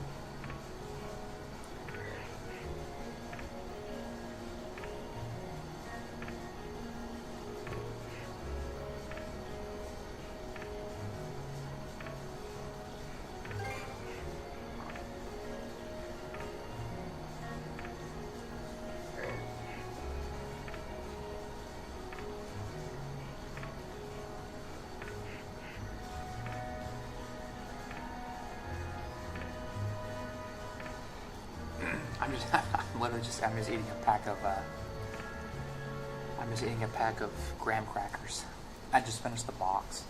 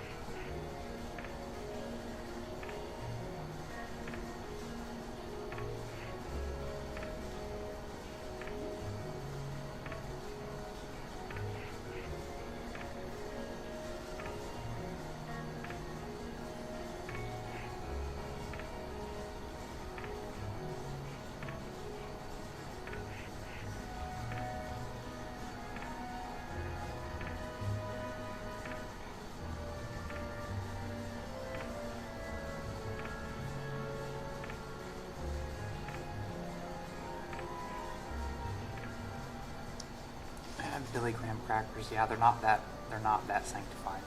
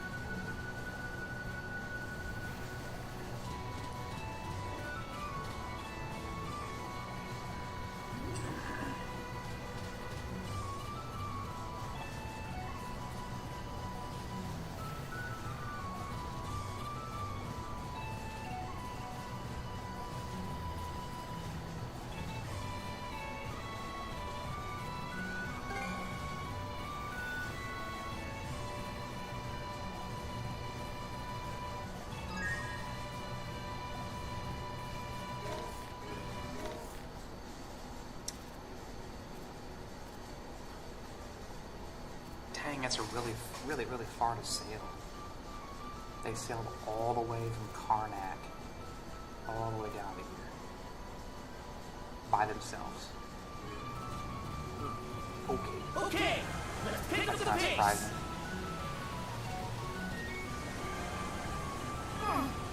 Might be useful.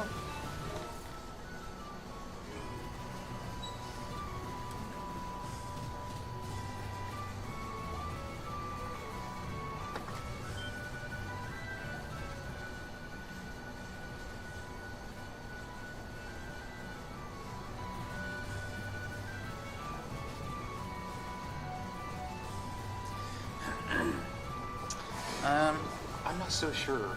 Historically, yeast games have been somewhere between medium and like large, I guess.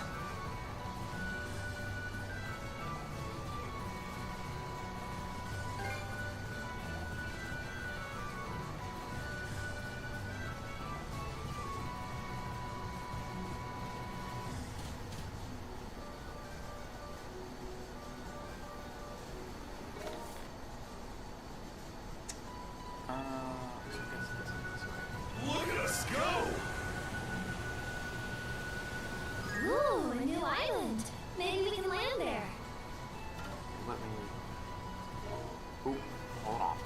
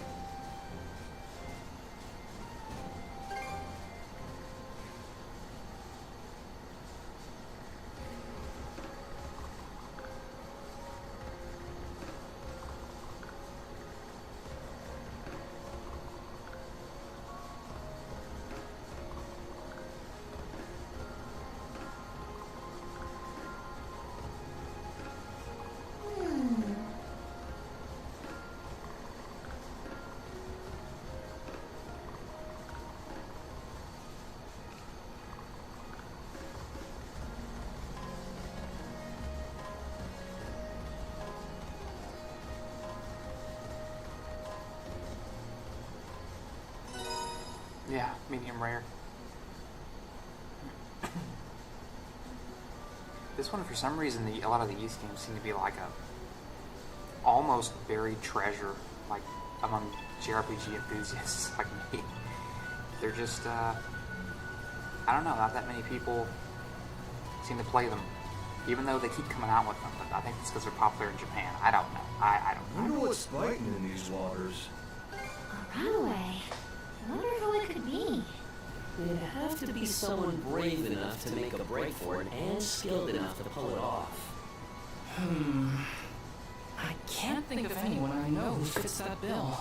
More importantly, those Squeaker have completely thrown a wrench in my business!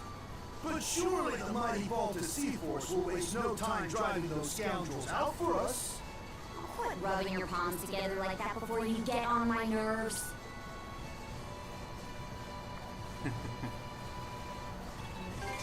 Disembark. This place looks a lot bigger.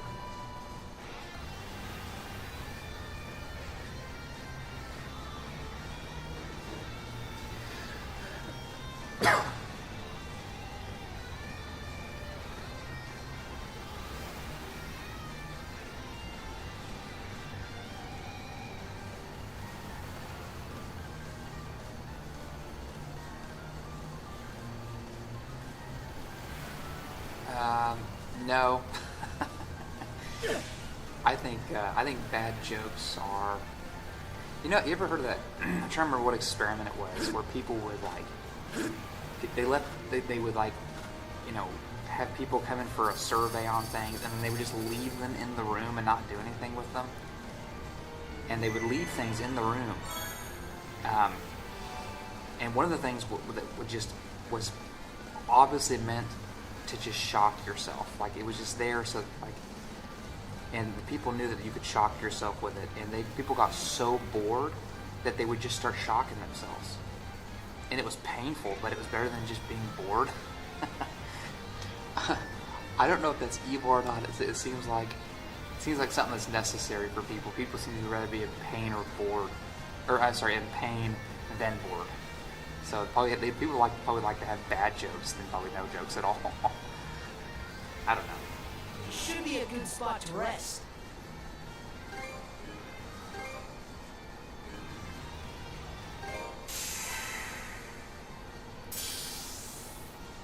Oh, twin vortex. Okay.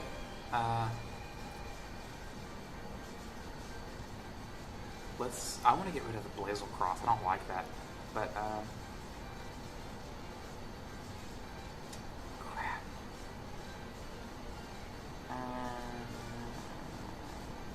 It's a high break. Dang, it's a high break. Let's do this one. Oh, that's actually really good. Unlock.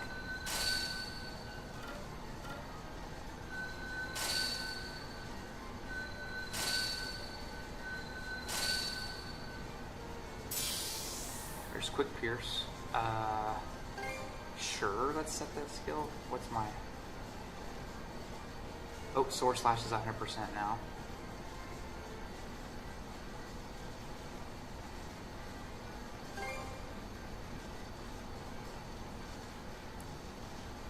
So, Quick Pierce. Sword Slash. Quattro Blade, let's do that. Lightning Saber.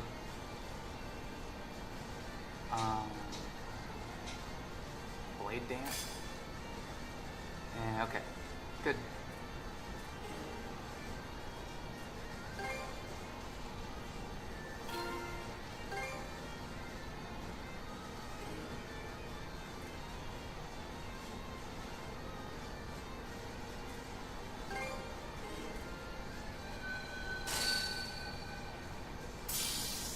Shield Bash.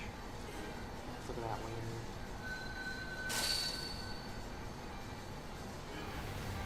Okay.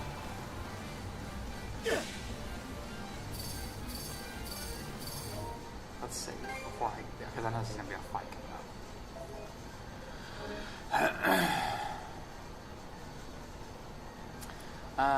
Yeah, bad jokes. About important commands. You guys, Abraham sacrificed his son. They seem like unreasonable command because Abraham was acting against his moral conscience.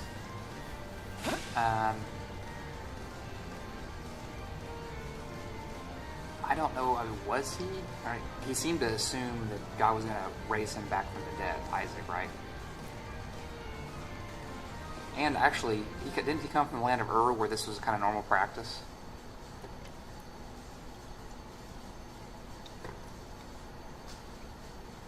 I'm trying to remember what the term is. There's actually a term for a command that overrides a previous command. I forgot what the term was. And actually, that one comes from Mark Murphy. I'm trying to remember what the term was, but anyway.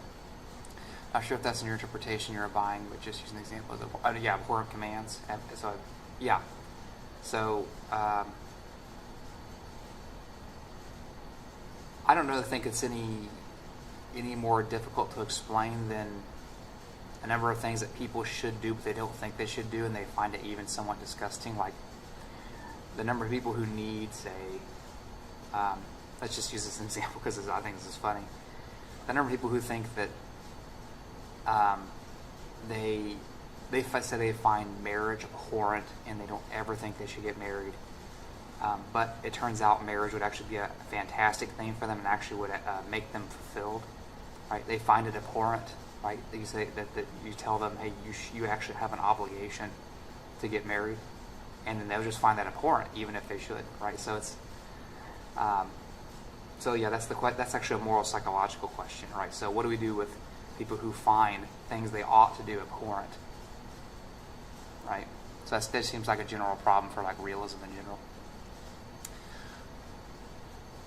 Yeah, well, abrogation. That's yeah. I was thinking of something else. So that's like theological speak. But I was thinking that there was a philosophical term for commands, even the ones that might not be in Scripture, right? So like, I'll have to look at it. It's been too long. My head's been so far gone into like DevOps and computer science stuff that I'm forgetting things.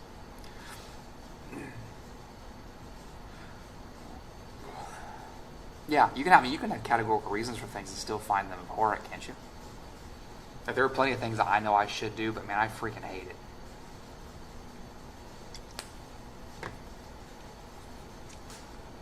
Yeah, moral conscience provides reasons for actions because there's seemings about what's worth. Yeah, right. And there's conflicting seemings, right? So which ones win out in the end? So you're going to have some things that you know you ought to do, but man, you really, really hate doing it, or you really know you don't want to do it. Right, so it might even be abhorrent to you. Right? But at the end of the day, your intuitions went out toward what you ought to do. Yeah, well, yeah, you can have pro tanto motivation. Yeah, right. So you have motivations toward both directions, but you can have pro tanto motivation. This just means it can be overridden, right? So. Human sacrifice might be a more deeper intuition than marriage. Right. And so the whole point of that story was for God to tell Abraham that he hates human sacrifice. Right? Like that was the entire point of the story.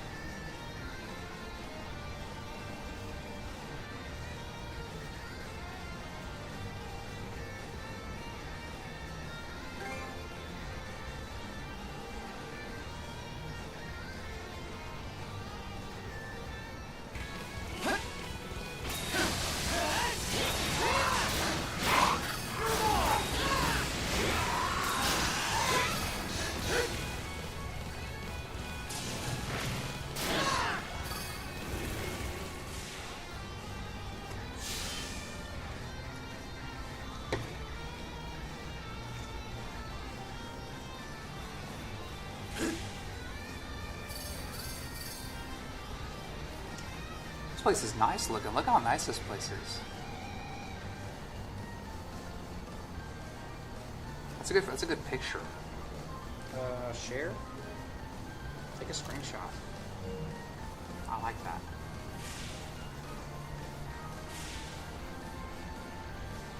Oh, I should have bought some. I didn't Take a buy look. any. There's no ladder. Must be a way to climb up somehow.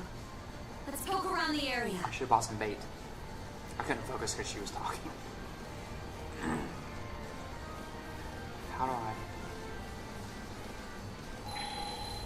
Oh, you gotta do this to do that? That doesn't make any sense. But it has this, but it won't let me do anything with it. Oh. Go over here. Something's there. Oh, wow. Oh, That really rare raises your find. skill damage, huh? Let's fish.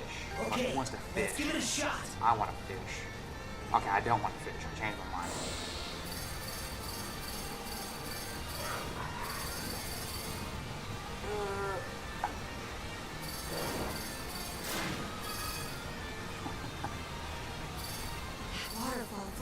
a caldera.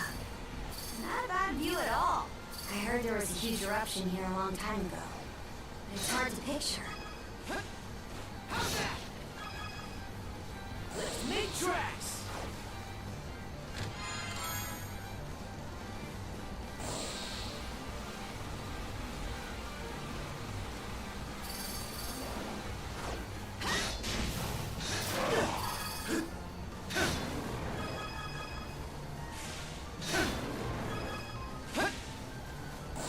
Oh, that heals over here.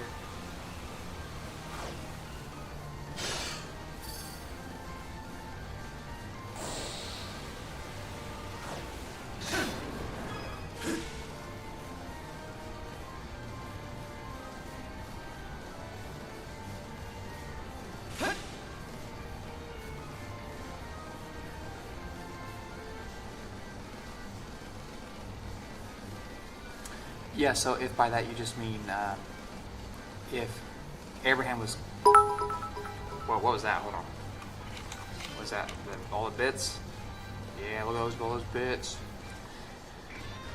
Yeah, if by violating his conscience you just mean he was going against virtually, like, let's say, all reasons, the strongest reasons he had, or something like that. That would make more sense. Yeah.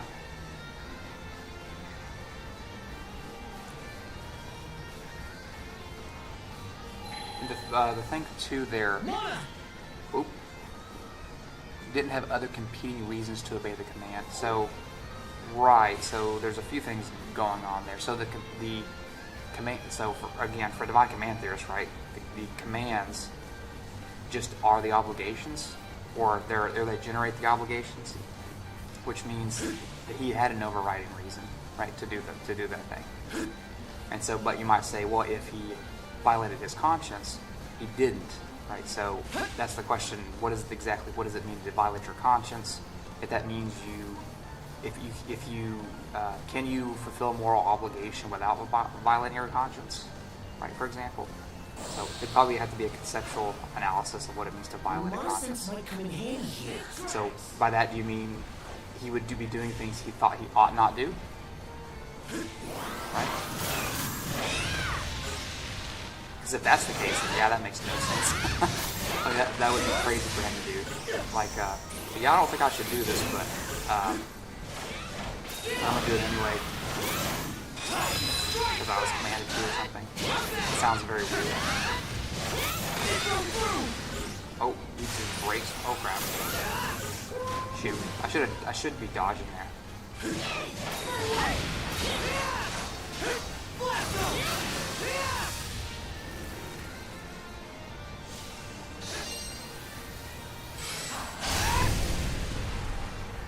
Give me that. Oh, man. I hear Rune Tab up part 2. The Norner Spindle. Oh, well, see, that's what it was right there. Alright. And also, I guess DC could argue that it wasn't an actual command since God didn't intend any actual sacrifice to happen. And gleaning from the original Hebrew, God was using that Hebrew term, which means please or I beg. Okay. Huh. I didn't know that top part there. So DCT could argue it wasn't an actual command. Yeah, I mean, they could argue that. So I mean, they could probably go two directions. They could say it wasn't an actual command, or it was an actual command, and that command actually was overridden by or when I go the theological route, abrogated by a later command, or something like that. Dang, what term did Mark Murphy use? It was from Mark Murphy's, I think, book Essays on Divine Authority. And man, for the life of me, I can't remember the term. There's a specific term for commands that override other commands.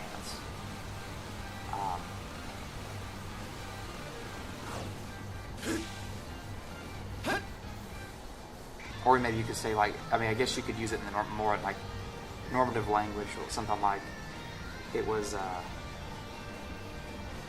God gave Abraham a prima facie duty or something. and then Ultima Fosse duty when he commanded them the second time or something like that. I don't know.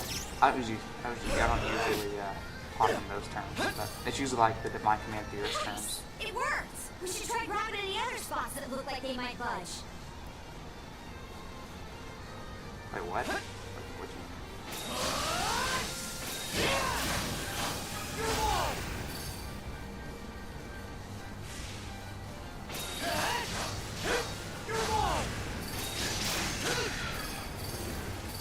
I'm not missing anything, am I?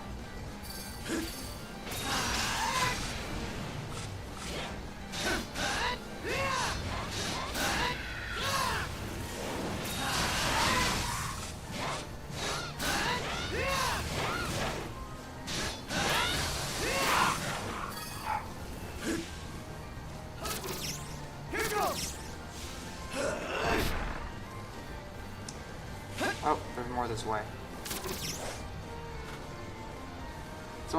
It's almost one of those fancy terms like defeater deflectors and all that.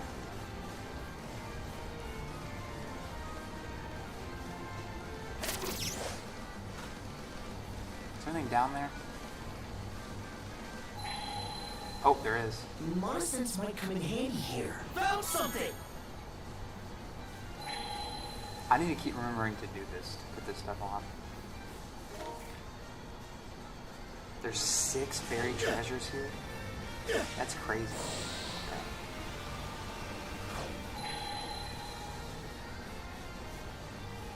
Oh, there's another Make one. tracks! Didn't expect this here.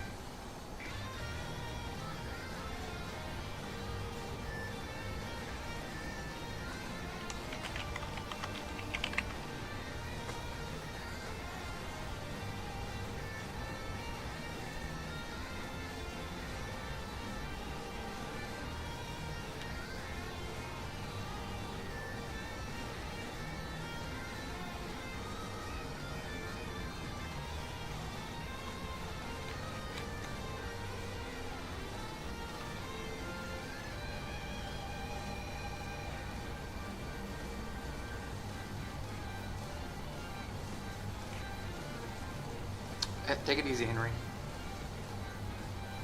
Yeah, I remember the superiority thesis, and yeah, God modifying one's reasons. So before he talks about reason candidates and making them into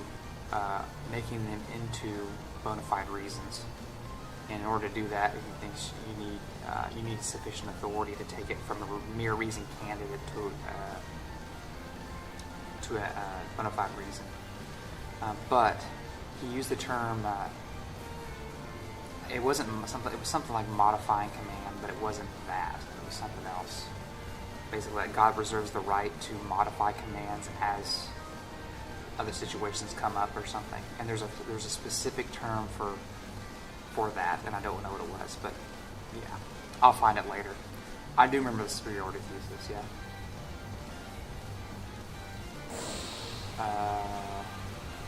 Let me just fall there because I want to go back to here.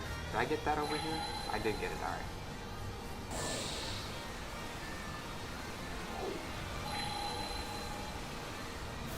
Oh, there's another one. I'm glad I went back and did this. Because there's 6 of these. If I had my laptop down here, I have my notes from the book, and I could just find it immediately. But I don't. My laptop's upstairs.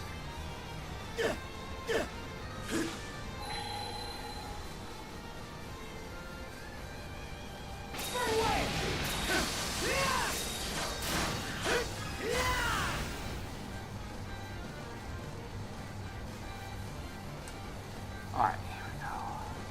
What the heck?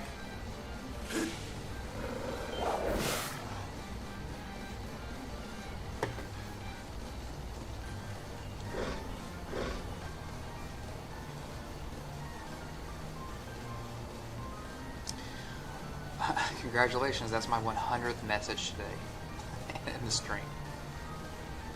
Hard to find stuff in the book since it's scanned. Yeah.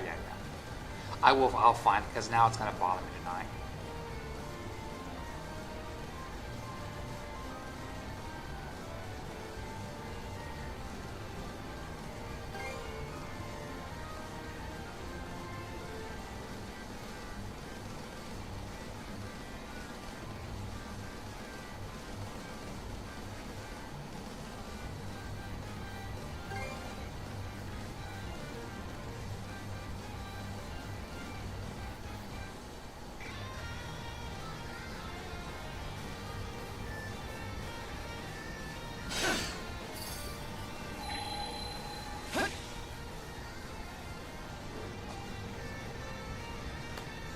And actually, I'm pretty sure Murphy got the term from someone else. I just don't remember who. Maybe Philip Quinn. It might have been Quinn. Man, it's gonna bother the crap out of me now. Alright, hold on. I can't. Look what you guys do to me.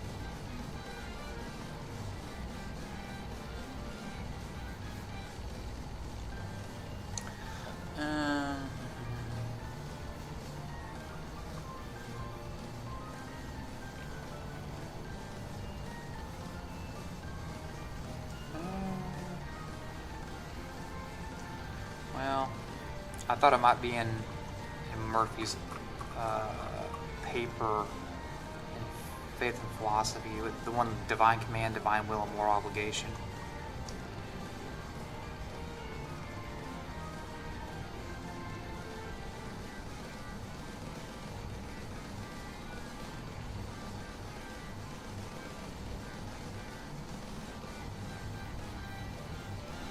he like because he considers three core theses of divine command theory, which he calls DCT1, DCT2, and DCT3, and I don't accept the latter two because they're versions of theological voluntarism.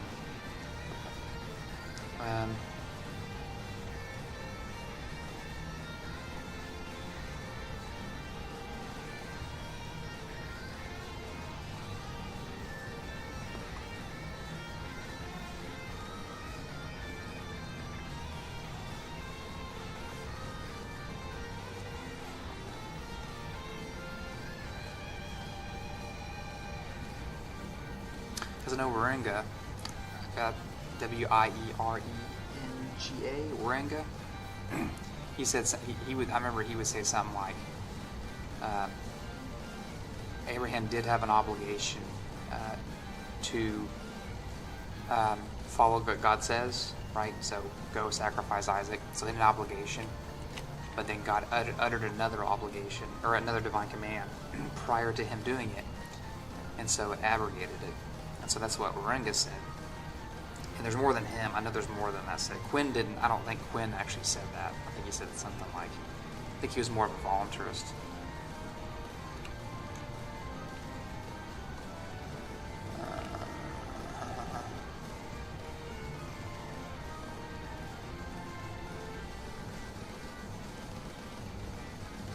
Yeah, he talks a ton about divine insincerity in that book. In that one you mentioned at the top.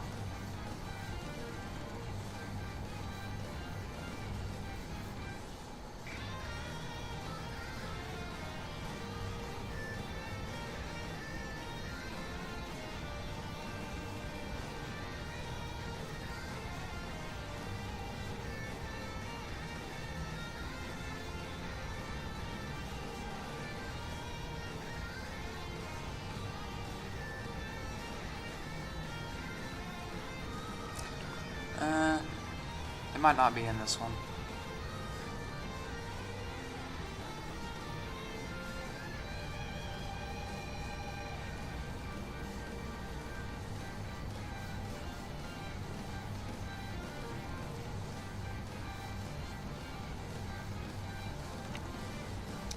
Yeah, I don't really think it's in that one. I would probably just have to pull up my notes later on it.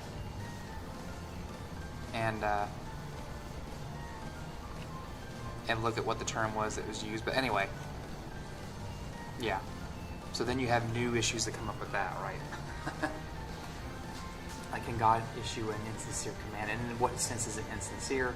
It's insincere in the sense that the end action or the end result of what God commands is not something that He actually wants. All right. Alright.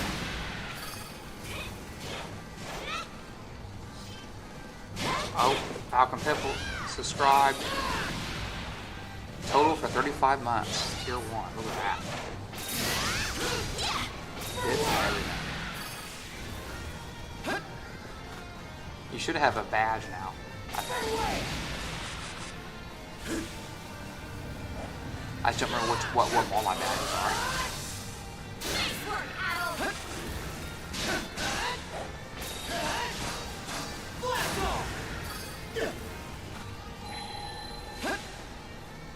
Didn't expect this here. Didn't expect this here. Oh, I didn't mean to do that. Nothing that way. Alright. Here goes. But yeah, so, God commanding something that He doesn't ultimately want you to do. Is there something wrong with that? An insincere command? And so you have to bound that. If there isn't anything wrong with it, then okay. Then you can go along with like Warenga's understanding of, say, when God would utter divine command. Because if he's right, then God would utter divine command, even if He didn't want you to do the said thing. Like, but then, if He were all good, He wouldn't let you just go and do it. Just like He did with Abraham's case. But if there is something wrong with it, then insincere commands don't even seem to be a thing. I think if you look at Adam's requirements for the promulgation of divine commands are actually compatible. They're actually compatible with God having insincere commands. So it would seem to be like a kind of like a post hoc debate about it.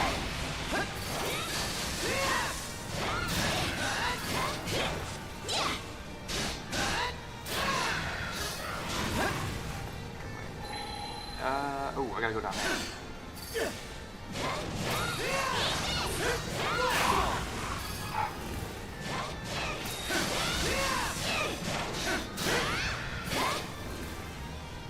Ooh, there's more stuff over there.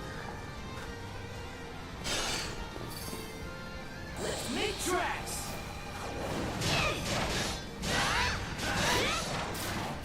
There he goes.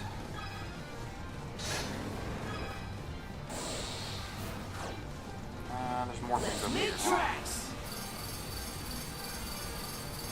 Ooh. Oh, a less paper scrap. A rare find. You? What's this? He just jumped off the edge and died. Found something. Alright, let me bring my chat back up over here.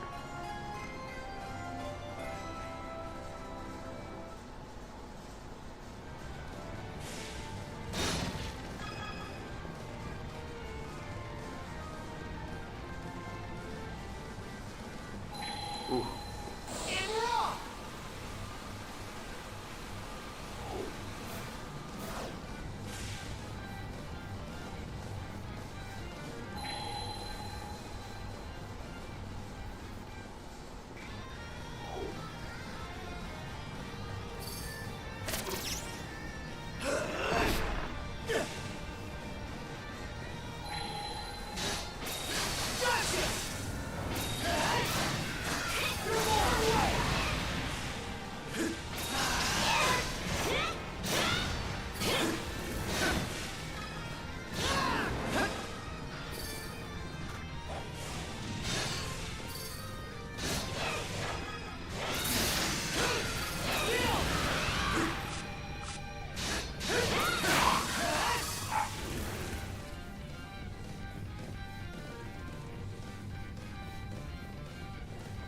Fighting music's awesome.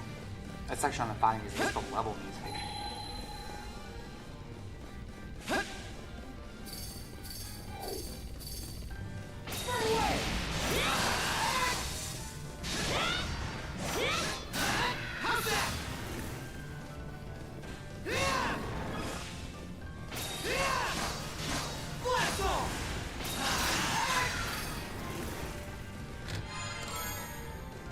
That's what I needed. The fishing bait at least. Can I go up here?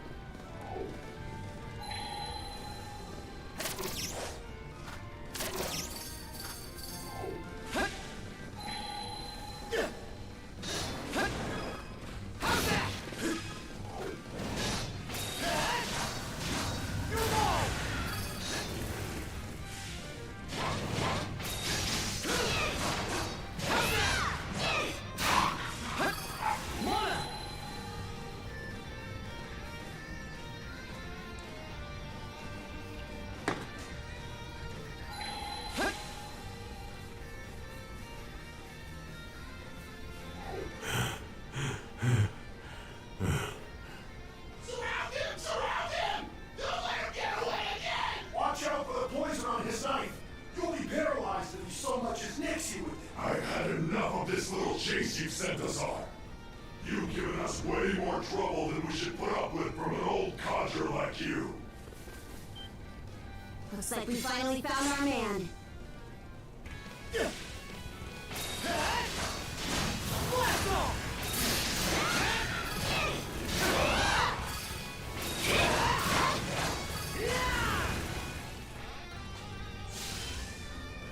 Well, hello there.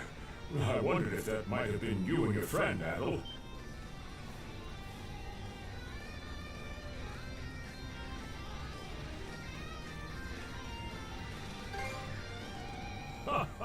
You're a sight for sore eyes. Thank you both for saving me. So you were the one who made those poisoned arrowheads? That's correct. It's something I looked into while I was being held captive. I'd love to fill you in on the situation, but my companion is still in trouble. I'd appreciate it if you could go and help him. He stayed back on the summit in order to give me a chance to escape.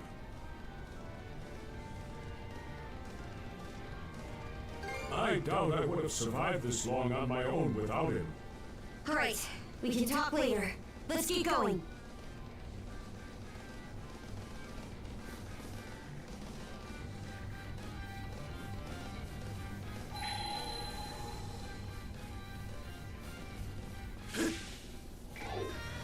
Mona!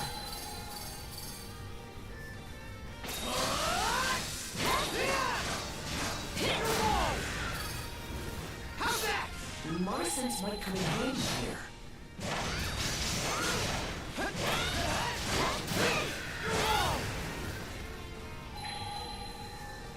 Didn't expect this here.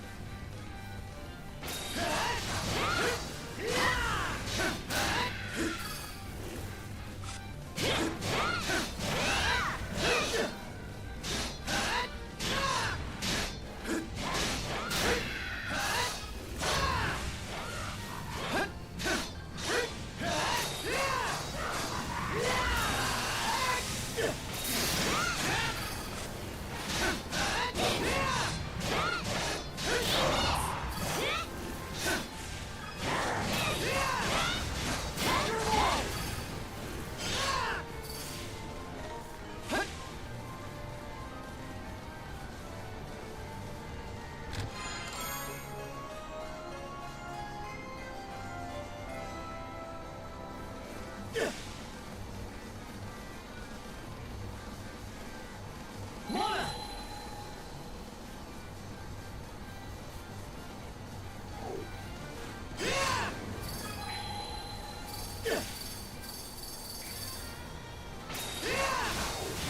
Blast off!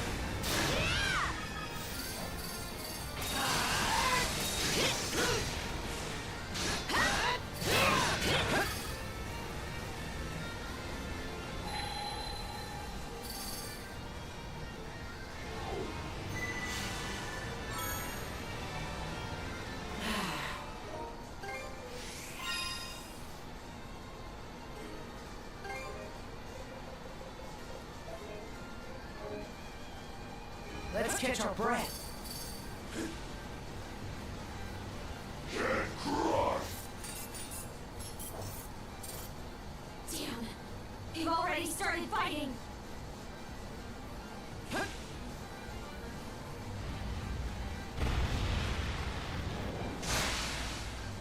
Meddlesome gnats! How long do you intend to keep up this futile resistance? Sorry, but I'm just a bit part, so I don't get to close out the scene. But no need to worry. Look, the leads have finally arrived. What pointless drivel are you spouting now? A red-haired boy and a blonde girl? The ones from the report. Hey there, Adol. Karja. I was starting to wonder if you'd ever show up.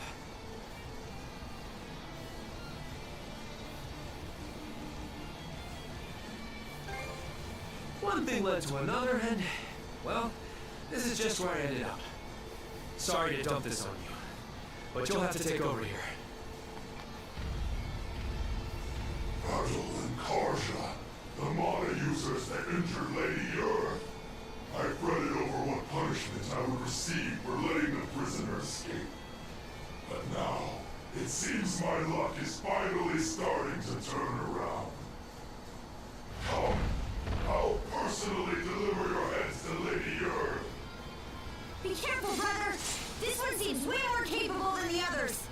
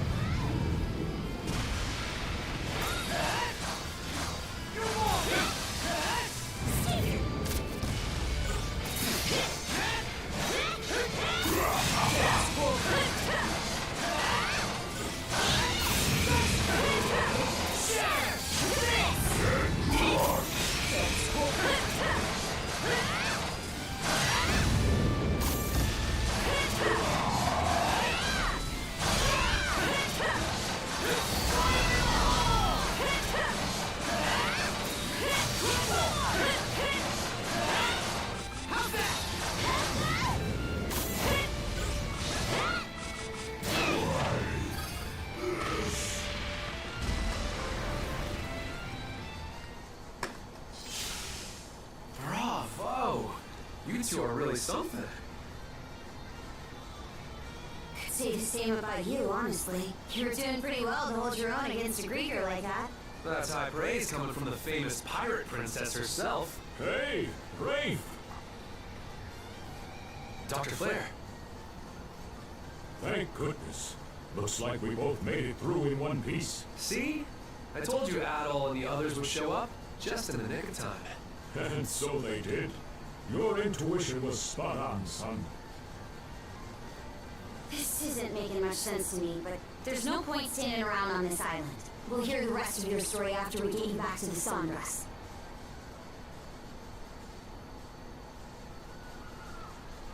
I was captured almost immediately after Karnak was attacked. But when they found out I had medical knowledge, they allowed me to stay as a human aboard Yurt's ship. It seems she wanted me to develop drugs she could use for torture. So that's why you weren't turned then. And why you had a poison that could even affect Grieger.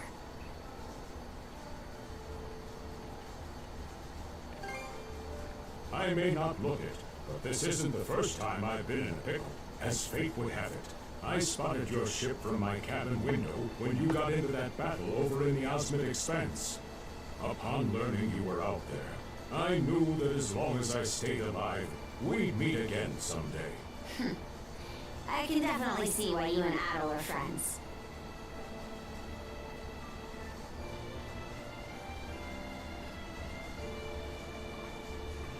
A pile of sheer coincidences. That's how. Once you'd all left, I ended up surrounded in the old shipyard. Cruz and Rosa had been captured by that point. I tried my best to fight back, but there's only so much you can do against enemies that can't die. Eventually, my last resort was to make a break for the harbor. I stowed away on a Grieger ship there, which just so happened to be the same one Dr. Flair was being held on. I lucked out and ran into him, after which he let me stay hidden in his cabin. Then, a few days ago, we heard the Kriegers saying the Sondras had arrived in the Senelia Basin. So as soon as the ship we were on made port at Fallen Island, we took the first chance we saw to make a run for it. Unfortunately, they realized we were missing a lot sooner than we bargained for. So, we had no choice but to dash over to Calon Island and hole up here. Definitely sounds like you've been through a lot. No way! That's not the part I want to hear about. I mean, I did want to hear about that too, but that's not my point! Oh, you're all here. Gren, calm down a little, will you? I don't blame him for being so surprised, though. It is hard to believe you were capable of all that without us ever even knowing. What is it you're hiding, Rafe? One look, and I can tell you're no different from me. We both make a living by the blade. Is that true, Rafe? Since when? You told us you left town to go work in the mine, didn't you? I said that, yes. So was that a lie then? Yep, every bit of it. I've actually been working as a mercenary. After leaving town, I ended up falling in with a mercenary band from Hispani. A mercenary band? And from Hispani? What were you thinking?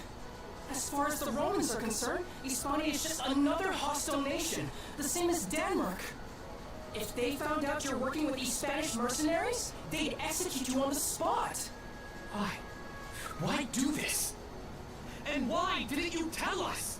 Huh? Was it really something I needed to share with the class? Bastard! Gren, you always had a real knack for pissing me off. Stop it, you two! I've still got more to say to this! Shut it, Gren! We didn't save Rafe just so you could vent your personal issues. You two want to slap each other around? Do it on your own time.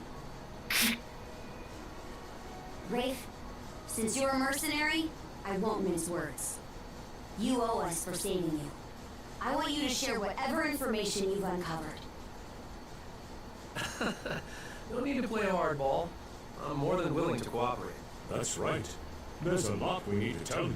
Adol, are you familiar with Raphos Island? Raphos Island? The one the white whale was protecting? That's the one. Apparently, the white whale is under the Grieger's control, too.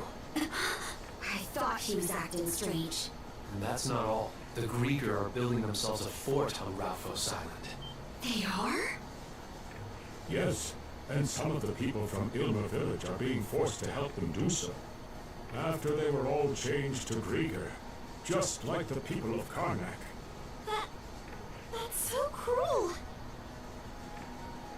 Hold on a minute. If they're fortified in their position like that, it's gonna make it nearly impossible for us to get all the way to the south. That's right. The Marine Triangle and the Sonelia Basin. They keep those two locations blocked. And the Balta Sea Force's mobility is cut off completely. For real? What are we supposed to do then? It sort of seems like our only choice would be to take down the fort on Ralphos Island. Is that even something we can manage? The Undying Fleet in this area is split into 3 separate divisions that act independently from each other. One at Kalon Island, one at Fallen Island, and one at Ralphos. If we attack the fort and all 3 of them converged on it, that'd really gum up the works, wouldn't you say? So then we'll have to wipe out each division individually before they have a chance to reassemble. Our first target will be the one here on Kalon Island. After that, we'll deal with the one on Fallen Island. What about Ralphos? They've got the white whale on their side, right? Yeah, we're gonna have to do something about him. Hugel? A letter. It's from Ilmer Village. Let me read it. What did they write? The Grieger that were occupying the village have started to withdraw. Looks like they're planning to head for their fort on Ralphos Island. So they've already started. Things are moving a bit faster than I hoped. We'll have to figure out how to deal with the white whale later. Right now, our top priority is to take out the Undying Fleet at Kalon and Fallen. Weigh anchor! Aye, aye!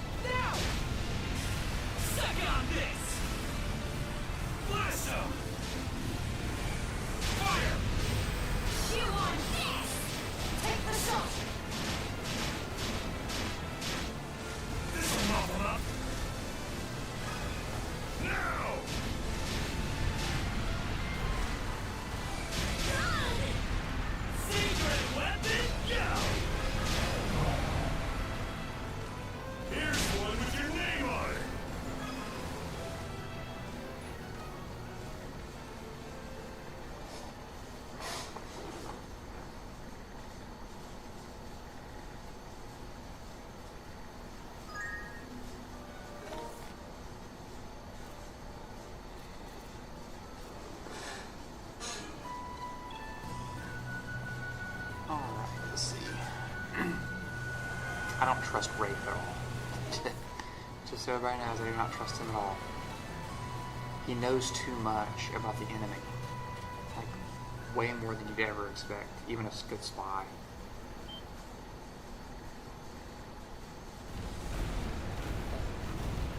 Fire the cannons! Now! Now!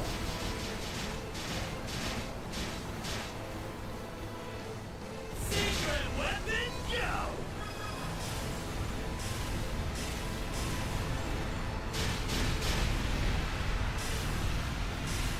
Fire the cannons!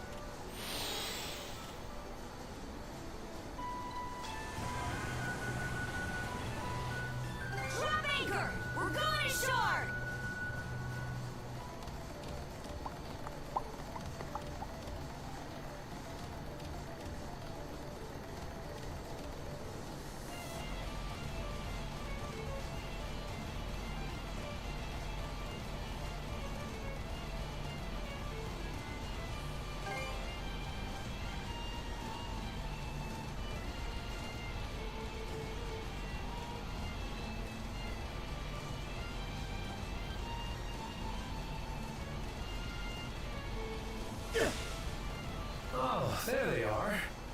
Go ahead, you two. Show me how it's done. Pull your weight too. Let's go, Al!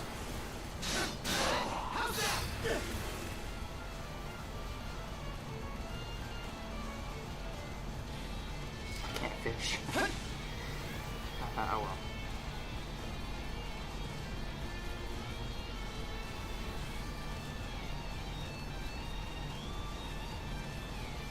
Dang it.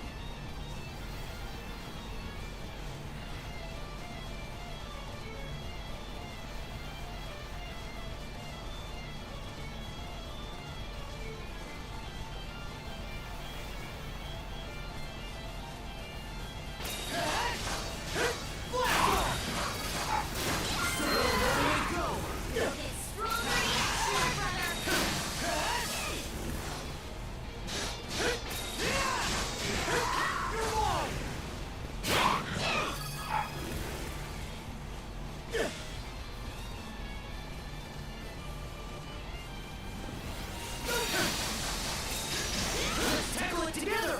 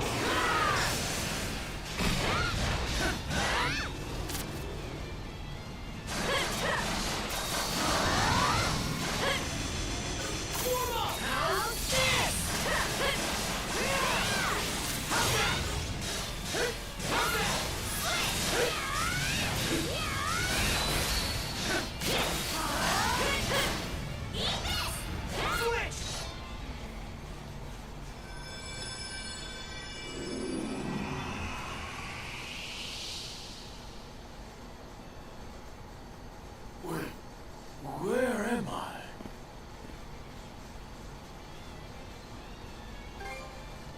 Yes. Somehow, you're those folks who were staying at the inn. You're Rose's dad, right? First things first, we need to get you somewhere safe. Adol, Karja, Oh, Rafe. Good timing. glad to see you're okay, Mr. Roosevary. Rafe, you're here as well? It's been so long. Adol, you and Karja still have things to do, yeah? I can take Mr. Roosevary back to the Sandras with me. Perfect. That'd be a big help. By the way, was he the only puppet Grieger here?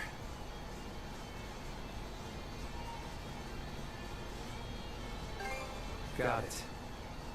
You two be careful now.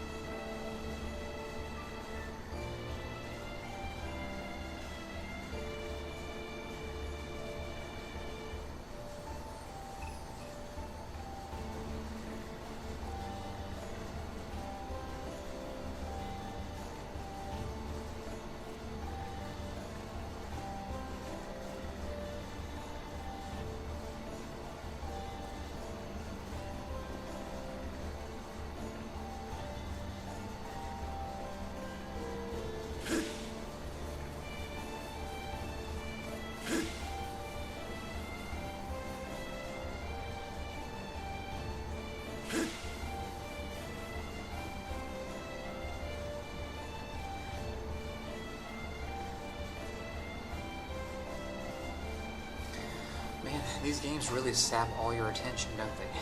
It's kind of hard to talk slash like, actually interact with chat while reading all the stuff.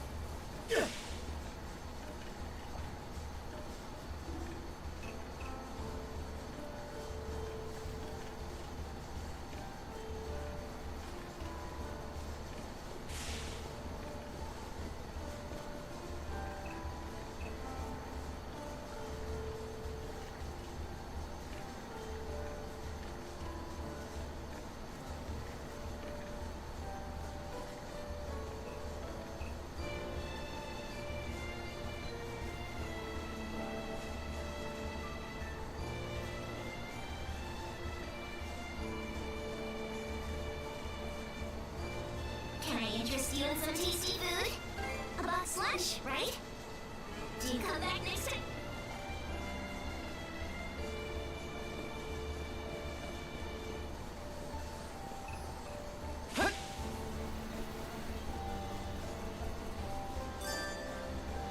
Mankind and the sea are bound by...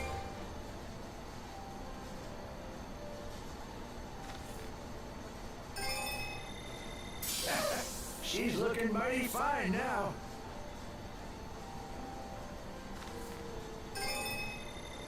You become one with the ship. You become one with the ship. You become one with the ship.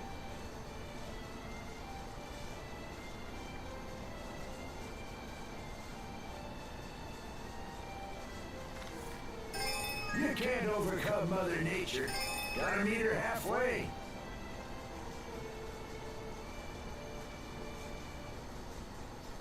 Anything else I can help?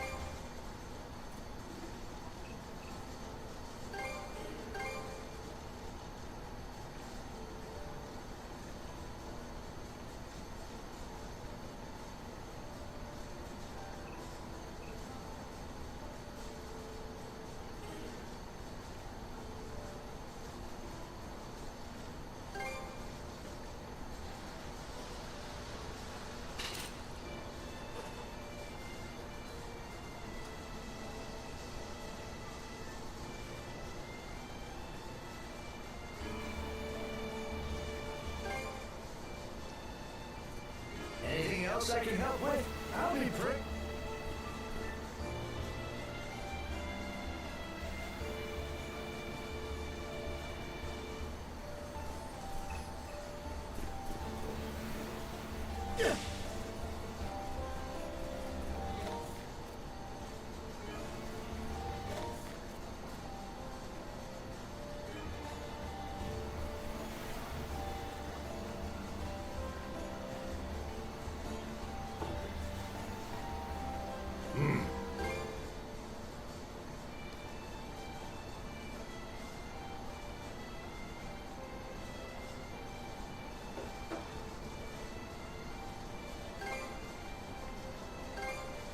Here, take it.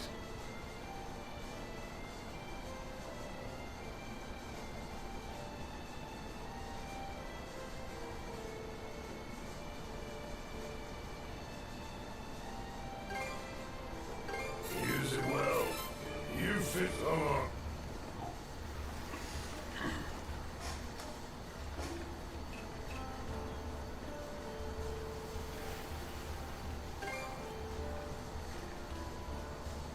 Okay, we're about to do something pretty big apparently.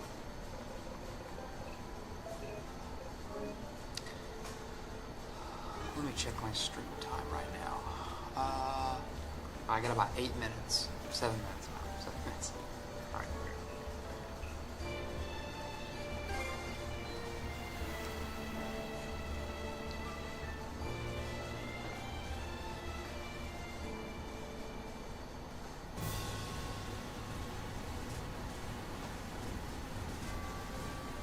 Yippee! There's nothing like the open sea. This takes me back a good 40 years. Don't get too carried away or you'll throw out your back again, you old coot. Those geezers sure are fired up, huh? I'm worried, though. Is involving them in this plan really a good idea? Well, the strategy is a sound one at least. Those old guys are pretty cool in my book. I like their style. If somebody that cool is wrong, then I don't want to be right. All right, everyone. We'll go over the plan for this joint operation with Ilmer Village one more time. The White Whale seems to have a habit of going after ships. So, we'll sail the Sondras through the area at top speed to lure him out. Once he's spotted us, we'll lead him to a reef due west of Raffles Island. Aye. There, the villagers will use their fishing nets to trap the whale in the reef. Then, we make our way out of the reef and head straight for Raffles Island. And from there, we land and launch an attack on their fort, yeah? This is the first time I've ever had to do something like this for real. Well, I know I'm ready to kick some undying ass. That poison Dr. Flare whipped up will let the rest of us finally help out. Adel and I will lead the charge. Once we're ashore, I want you to take the helm, Ether. Understood. Wraith, Gren, and Doki will make up the next wave after us. Your job will be to deal with any enemies that slip by me and Adel. Got it. We'll also be escorting any rescued villagers from Ilmer back to the ship. I guess that's a fair price to pay for the old guy's help. Well, not like we wouldn't rescue the villagers either way. Our ultimate goal is either to take Earth out completely, or at least drive her out of these waters. We can do this. Right, Adel?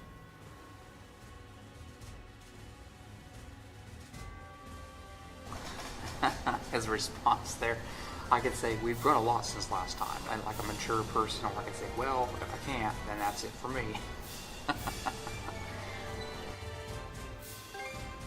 Aye. Just you wait, yours. This time, we're gonna pay her back twofold for what happened at Karnak.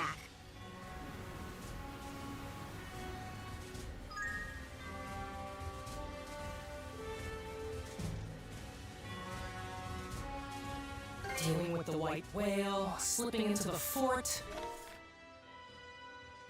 Our to-do list just keeps piling up. You're telling me? Are we really up to the job? This battlefield is ours alone to storm. Help never came back in Karnak, and that's not changing here. I don't want to have to go through anything like that ever again. That's the whole reason I joined this crew to begin with. We got this in the bag. Just you wait and see. There Gren goes again.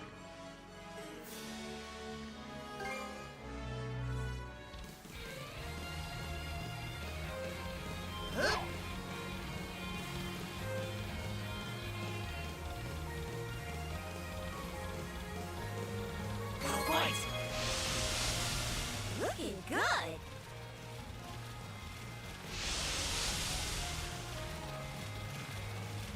Looking good. Here, let me help. Let's do this. Ready and... Ha-ha! What a fine specimen! Not bad at all.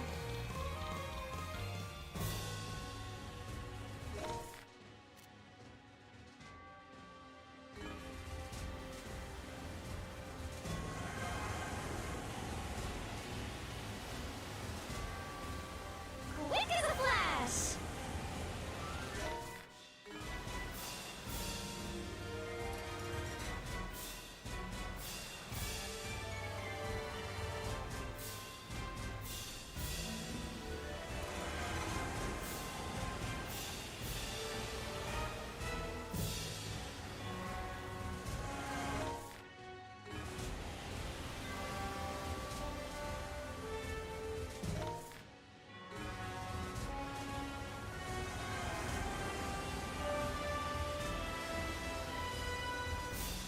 We'll be taking that. We're closing in on Raffles Island. Any sign of the whale? None yet. Rose is on lookout duty? That's a pretty big responsibility. She's sharp-sighted with a keen eye for detail. Besides, she's been looking to prove herself for a while now. Oh?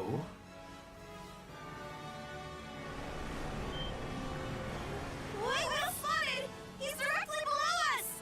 Adel, hard to starboard! Holy crap! Okay, we've got his attention. Now we lead him toward the reef! Rosa, don't take your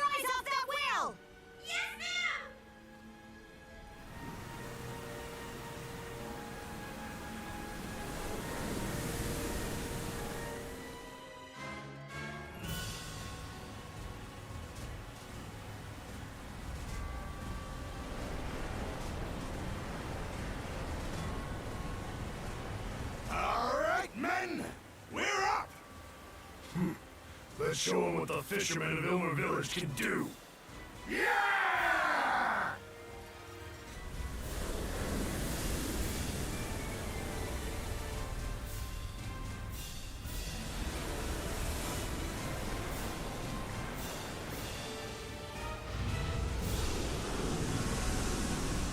Man alive! He's struggling harder than we planned on!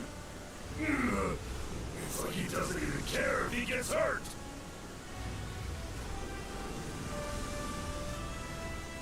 He's so strong. It's unreal. Don't count us out yet, Rocco! We've still got some fight left in these musty bones! The fishing boats! Hey! Those old-timers are in trouble over there! We still need their help down the line. There's gotta be something we can do for them. Cardra? They said he tends to go after ships, but he's not reacting to the fishing boats at all. Maybe he's still trying to go after the Swandra's for some reason. She's right. But how can he tell the Sandras apart from any other ship?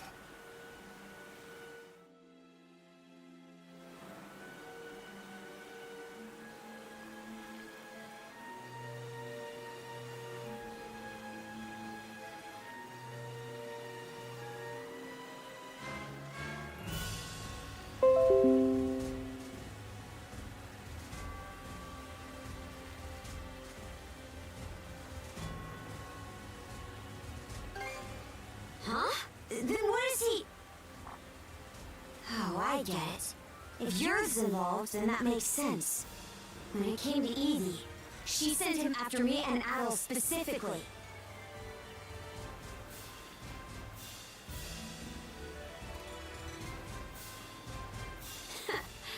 I know exactly what you're thinking.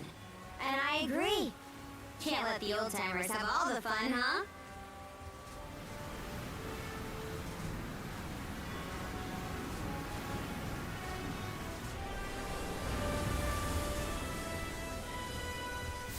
Change your plans, everyone! Easer, take the helm right away! Understood. Hey, what are you planning? You maniacs.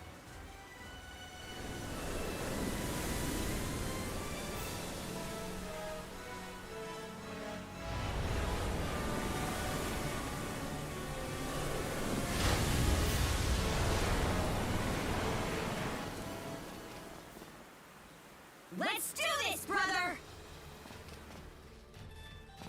And jump! Great! He's coming this way! Let's draw him to that island over there! Time to move, Adel!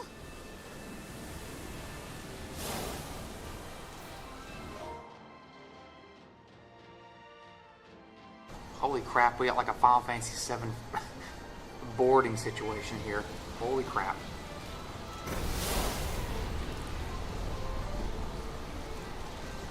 Woohoo!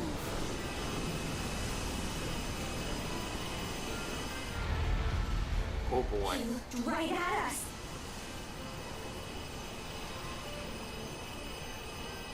Oh. Above us! Alright, right when I get over here, we'll probably have to save it in stream.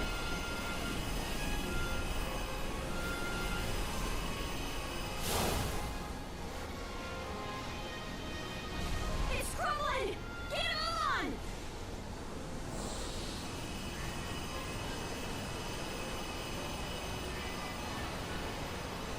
He's coming from below!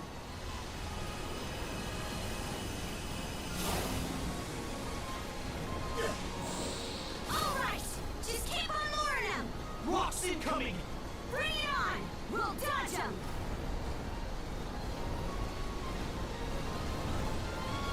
Right when we need it! Holy crap. Yeah, probably.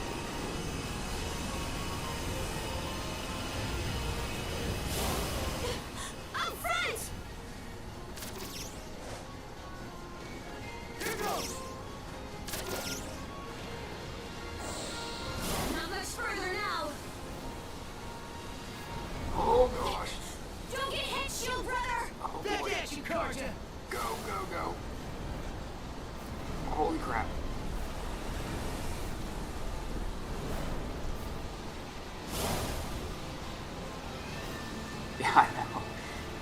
tear come out of it, the whale's eye. Holy crap. Holy crap. Still there. Holy crap. Holy crap.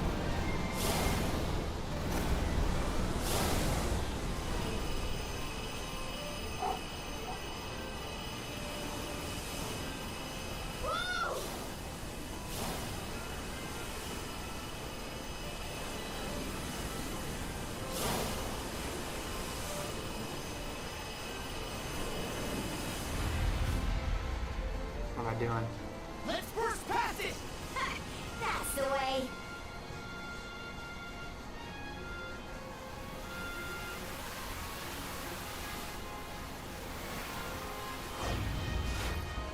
Alright, now we can face him here. Whoa! He's not slowing down at all!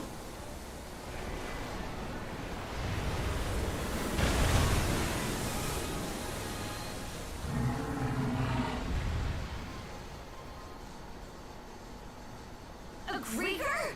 Was that thing controlling him from the inside like some kind of parasite?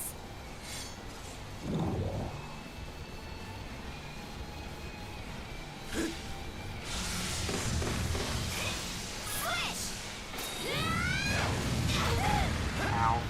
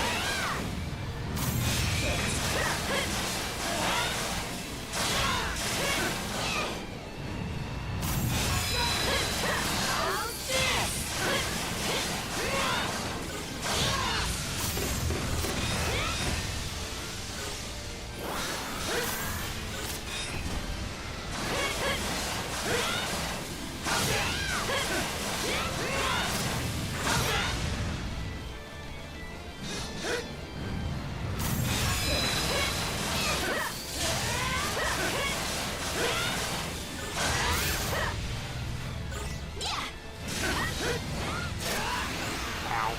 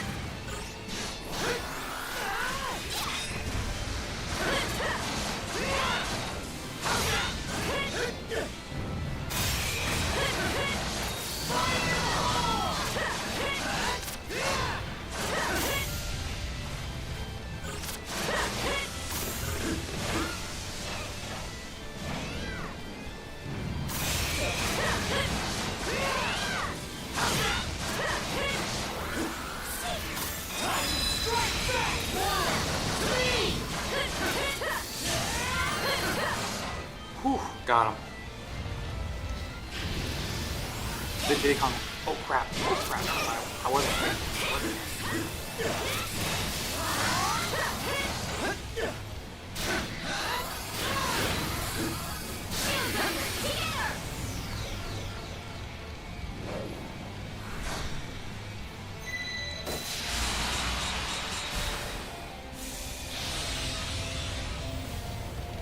You're done. Wow. Okay, that was a fun fight. It's like Diddy Kong Racing. Yeah, I know. Right, we did it. That was cool, especially when slowed down a second ago. Yeah, this is good stuff. Looks like he really was being controlled by that Krieger parasite. Aye. We've still got more to do. First off, we'll need the Sunrise to swing by and pick us up. Let's make our way back to the reef. All right, that's a great spot to stop tonight. So, all right. Anyway, I will talk to everybody next Sunday. Until then, take it easy. And I'm expecting a pretty good week this week. I don't know why. Anyway, see y'all.